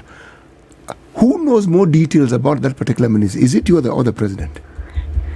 Who knows more details about what happens every day? Is it the PS or the president? It should be the person directly in charge, and that is not the president. Yes, it should be the CS and the PS. Yes. And they have various technical people also in their and usually very competent people, not just technical, very competent. The president should be about setting the basic, you may call it the basic agenda, the basic principles of his government. But in terms of coming out with the fine print and the implementation, that it really should cascade down the system. Right. And it does not have to come from State House. How do you know if what is coming out to the people is true? Yes. How do you know? How do you fact check? How do you balance it against what the experience is? For example, I think we've seen a position whereby the president, as in the position of the president, comes out and there's an expectation that when he says something, people are going to say, well, since the president has said it, that must be the case. Put that vis-a-vis a situation whereby you go to hospital and your bills are not paid in terms of how he said it would, right? Which do you then say we are going to take on as, subservient citizens who say, well, the president has spoken, so there must be the truth. It's been, propaganda has been spread. Do you insist on a position whereby you see for sure this thing is not working, guys, and that's what we must stick to? Or do you say, well, the president said it's going to get better, and so let's hold on to that hope? If you want to be charitable, we can say that the president has said this, let's give him time, blah, blah, blah. But if that does not change the reality on the ground or does not reflect reality on the ground, we can say it. I think our newspapers, our media houses have networks across the country. And the media becomes the you might call the voice of the voiceless. Yes. It is giving a platform for those people who have issues to speak out. And the hope is that those in governance will listen and hear and take the necessary action. The thing is that they don't hear, and they prefer not to hear. Now, there's the media, then there is the social media. All part of the media. All of it. Yeah. It's all media. And I'm coming to something with that. Now, the mainstream media would fact check. We have that particular connection on the ground, etc. But did you realize that the mainstream media is, how do I call this, regulated? We have our ethics, conduct booklet with the Media Council. You do not do that with YouTubers. You do not do that with bloggers. You don't do that with ex-influencers. When they have to push a certain narrative, they just do it. Social media has become a very, very, very big source of news and information. Even in many cases, if it comes to in pure numbers, overtaking mainstream media. But mainstream media is still relied on for validation. You can see a lot of stuff on social media, but you might hold back until first you check. What is mainstream media saying about this? Yeah. Of course, a lot of people will take everything they read there with as gospel truth. But those who want to be a bit more careful we'll also want to see what is the mainstream media saying. Is it the truth? Because once it is the mainstream media, that is validation. Not when you paint a mainstream media as biased. You see, who is painting the mainstream media as biased? Exactly. Who is saying they're biased? It is those who don't want to be told of certain basic truths. Okay. Yeah. You see, you must understand that if you're talking about the media in Kenya and you talk about it being biased, then perhaps somebody ought to just take a little tour and look at media in so-called developed countries. Those ones have clear biases. You even know. Everybody knows who's know that this particular media house has this leaning. This one has this leaning. This TV station, yes. And they make it clear. Yes. You know, they have the ideological positions. They don't hide all their party positions. Yes, there's clarity. What we do here in the attempt to actually make things as impartial as possible is not easy. Because like with media elsewhere, there are always other people trying to influence that particular process. It's not as though it's a smooth ride where once you're on it, it's just going to continue moving. No. There are hiccups, there are bumps, there are potholes. And that is the constant journey that the media, actually even the world over, has to traverse. But back to what it is that one ought to see or expect. I actually do not buy this lazy explanation that because you have a loquacious president and one who enjoys hearing his opinion and speaking, that is an excuse for people who've been appointed to do other to perform certain functions, that is now the excuse for not. No, that I do not buy. Mashari, yeah. Media often, and for the longest time, and maybe that has changed in the world of new media, which social media falls into, has been the fourth estate and still continues to be so, whereby it would look as though it was the, fact-checking arm of government and to shed light on the things that are happening in the nation. Is it still the case? And we know that there are many arms of government that use media, in some cases mainstream media, to push a particular agenda, and that's where we had the whole thing of brown envelope journalism coming through. That's where that was birthed from. In today's day, and in this time where, unfortunately, if you look across the headlines, you will not be hard-pressed to find something that's not working, right? Something that has been undone. And this is media highlighting some of these things. When there's a moral push for certain things, would you say that media still has a responsibility to hold hard and fast to that position whereby you take on the persona of the fourth estate and you highlight things, whatever they may be, good, bad, wrong, right? Media is the only business in Kenya that is expressly protected by the Constitution. And I think that is a recognition of media's role as the fourth estate, the independent institution which holds government to account, what you might call the watchdog, plays a watchdog role, and also provides a voice for those who need a voice. In our African context, there is also something very unique about Kenya, in that Kenya is one of the few countries that does not have a dominant state-owned media. There is no government newspaper. Most other African countries, you will find the biggest newspaper is owned by the government. You will find that the radio station with the biggest audience and reach, and TV also, is owned by the government. Kenya, there is no government presence, significant government presence in the media. Even KBC, which has theoretically the widest reach, when it comes to people tuning in, I don't think they get 2% of the audiences. No audience share. So, as media, independent media, there is a very, very big responsibility thrust on us. Survey after survey has shown over the years that the media is the most trusted institution in Kenya.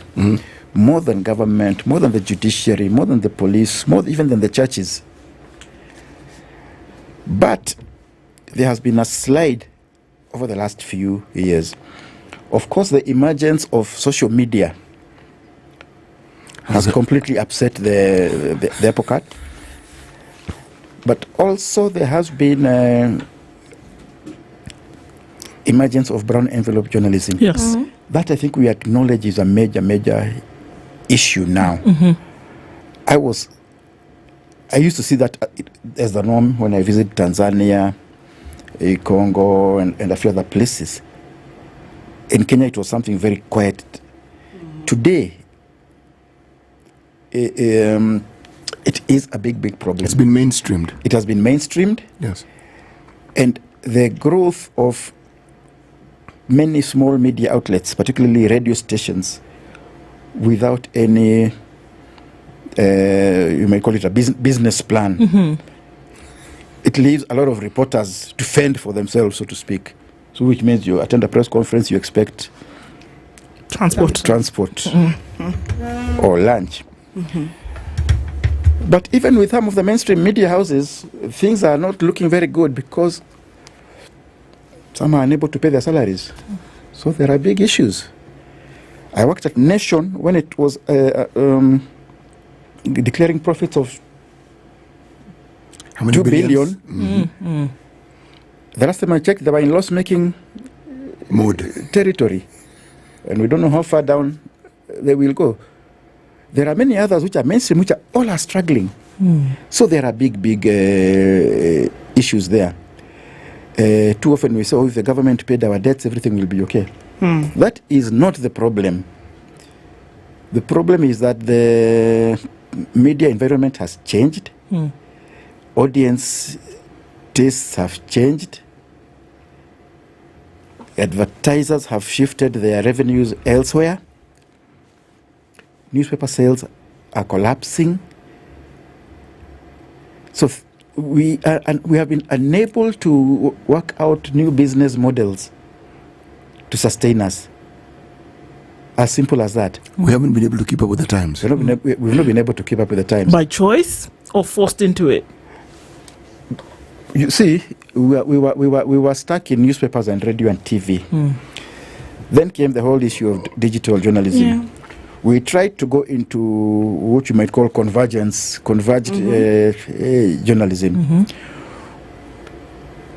But we have not learned how to monetize those platforms.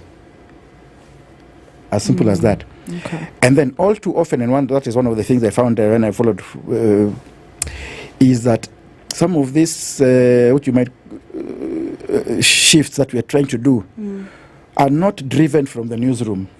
They're driven by accountants. And an accountant says everything has a chance to save money.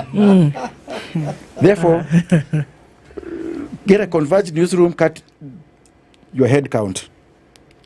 We're forgetting that you actually need more people, not less, to operate a 24-hour news cycle, which is being updated, not even every hour, every minute. I hear you. But even as those things are happening, I mean, there is the shift in the media space, those things happening on the global scale, not just here in Kenya. It's global, it is not it's just a global Kenyan, phenomenon, and a reality.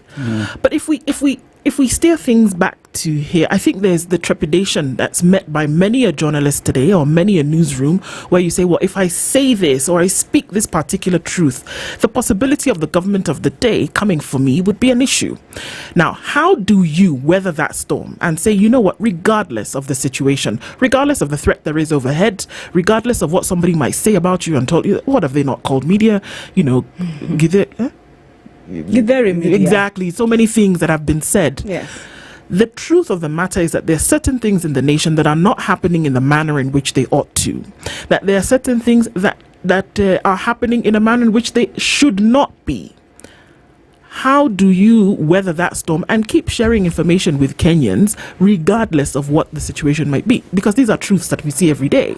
The truth of the matter, for example, is that the education that should be afforded children today is not being afforded to them in the manner in which it ought to be. You made a budget, 64 billion shillings over 5 years, you've not finished. You have roads which have been We don't even have to go very far. Just behind here, Enterprise Road. Somebody went and finished university and come back. Enterprise Road is not finished.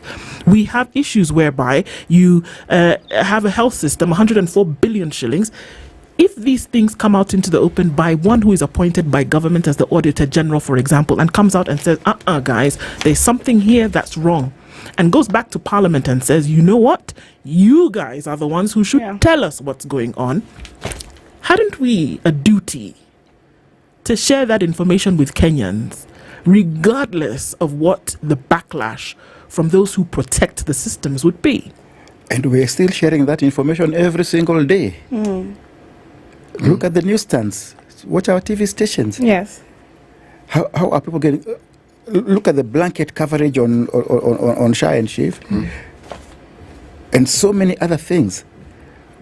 I think our newspapers, our TV stations are constantly pointing out failures and giving a platform for those who have an issue to raise. So even with all the problems the media is having, I think it is still keeping to its core mandate. It is still keeping to its core mandate. Yes, there have been pressures. Government will always put pressure on us. Big corporations who are also the big advertisers will always exert some pressure because they don't want negative coverage. But I think by and large, our media is doing a wonderful job. Despite all the constraints, despite the financial pressures, I think it is still keeping the fires burning. There's this argument. And I think it is still the most aggressive and the most professional media in the whole of Africa. Now, I, as a young journalist, perhaps if I could just tap on your wisdom, often, more often than not, we've been criticized, of splashing what people term negative news. Some have been saying they don't want to indulge anymore.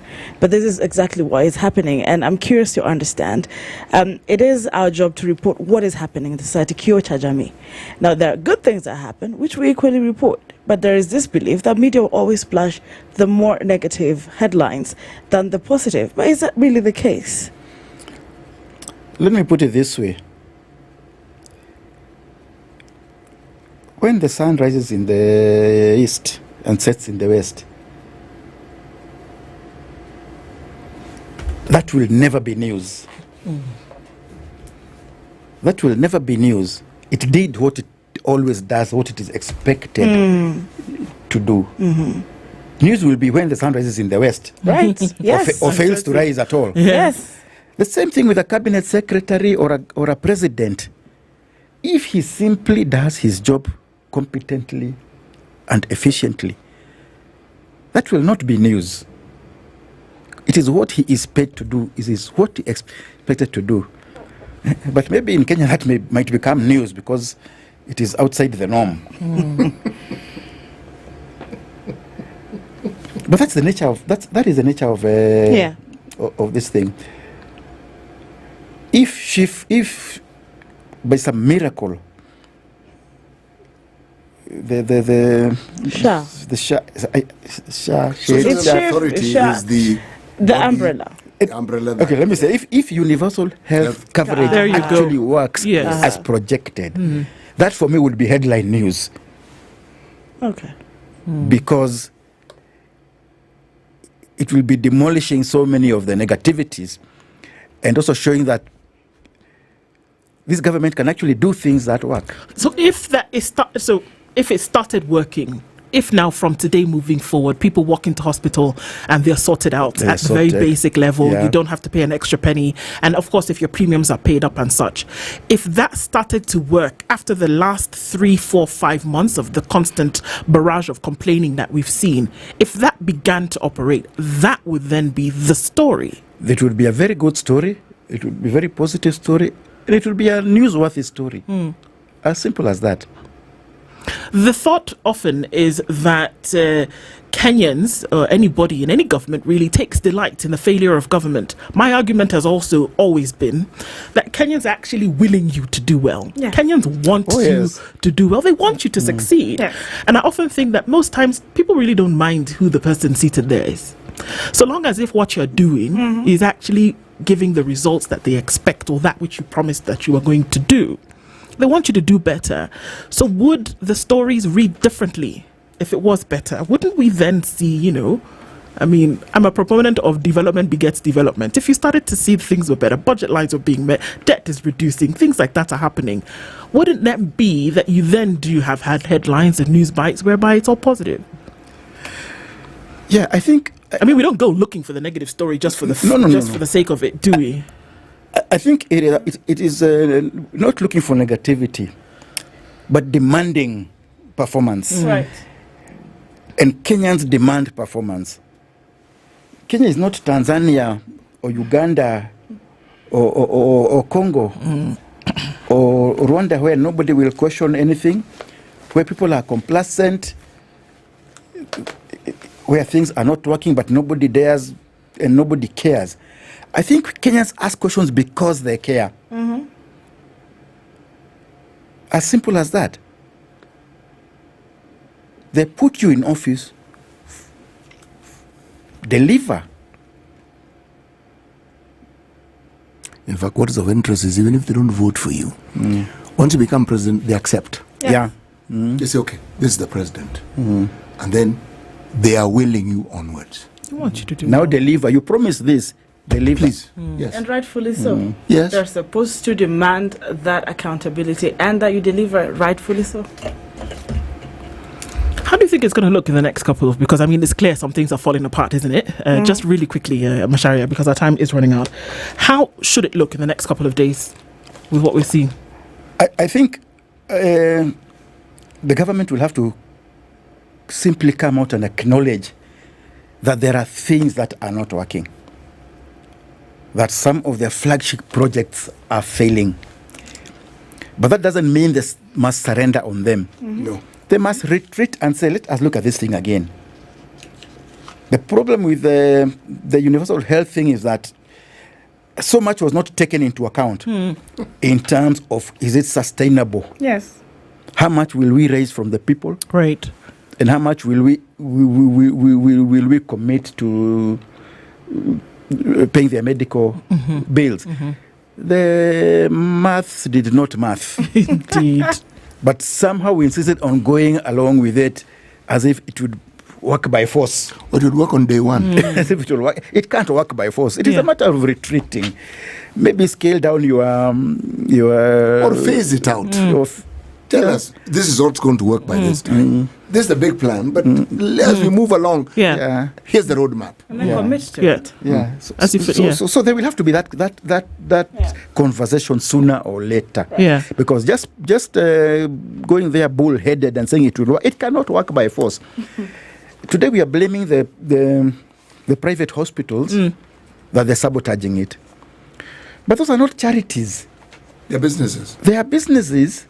They are spending money on medicine, on staff, on their facilities, on their rents and their utilities. They expect to be refunded. Yes. If they are not, who is going to meet that cost? As simple as that. As simple as that. Important to have these conversations every day. And, Mashara, thank you for your insights this morning. And we don't just sit here because we're talking heads, but essentially putting out those thoughts so that we can actually start to act on them. Thank you for joining us, veteran journalist Mashara Gaitho has been our guest this hour. And thanks for sitting through Kenya's biggest conversation this Wednesday with us. We'll talk again tomorrow, God willing, at 6 a.m. Good morning. It's 10:01.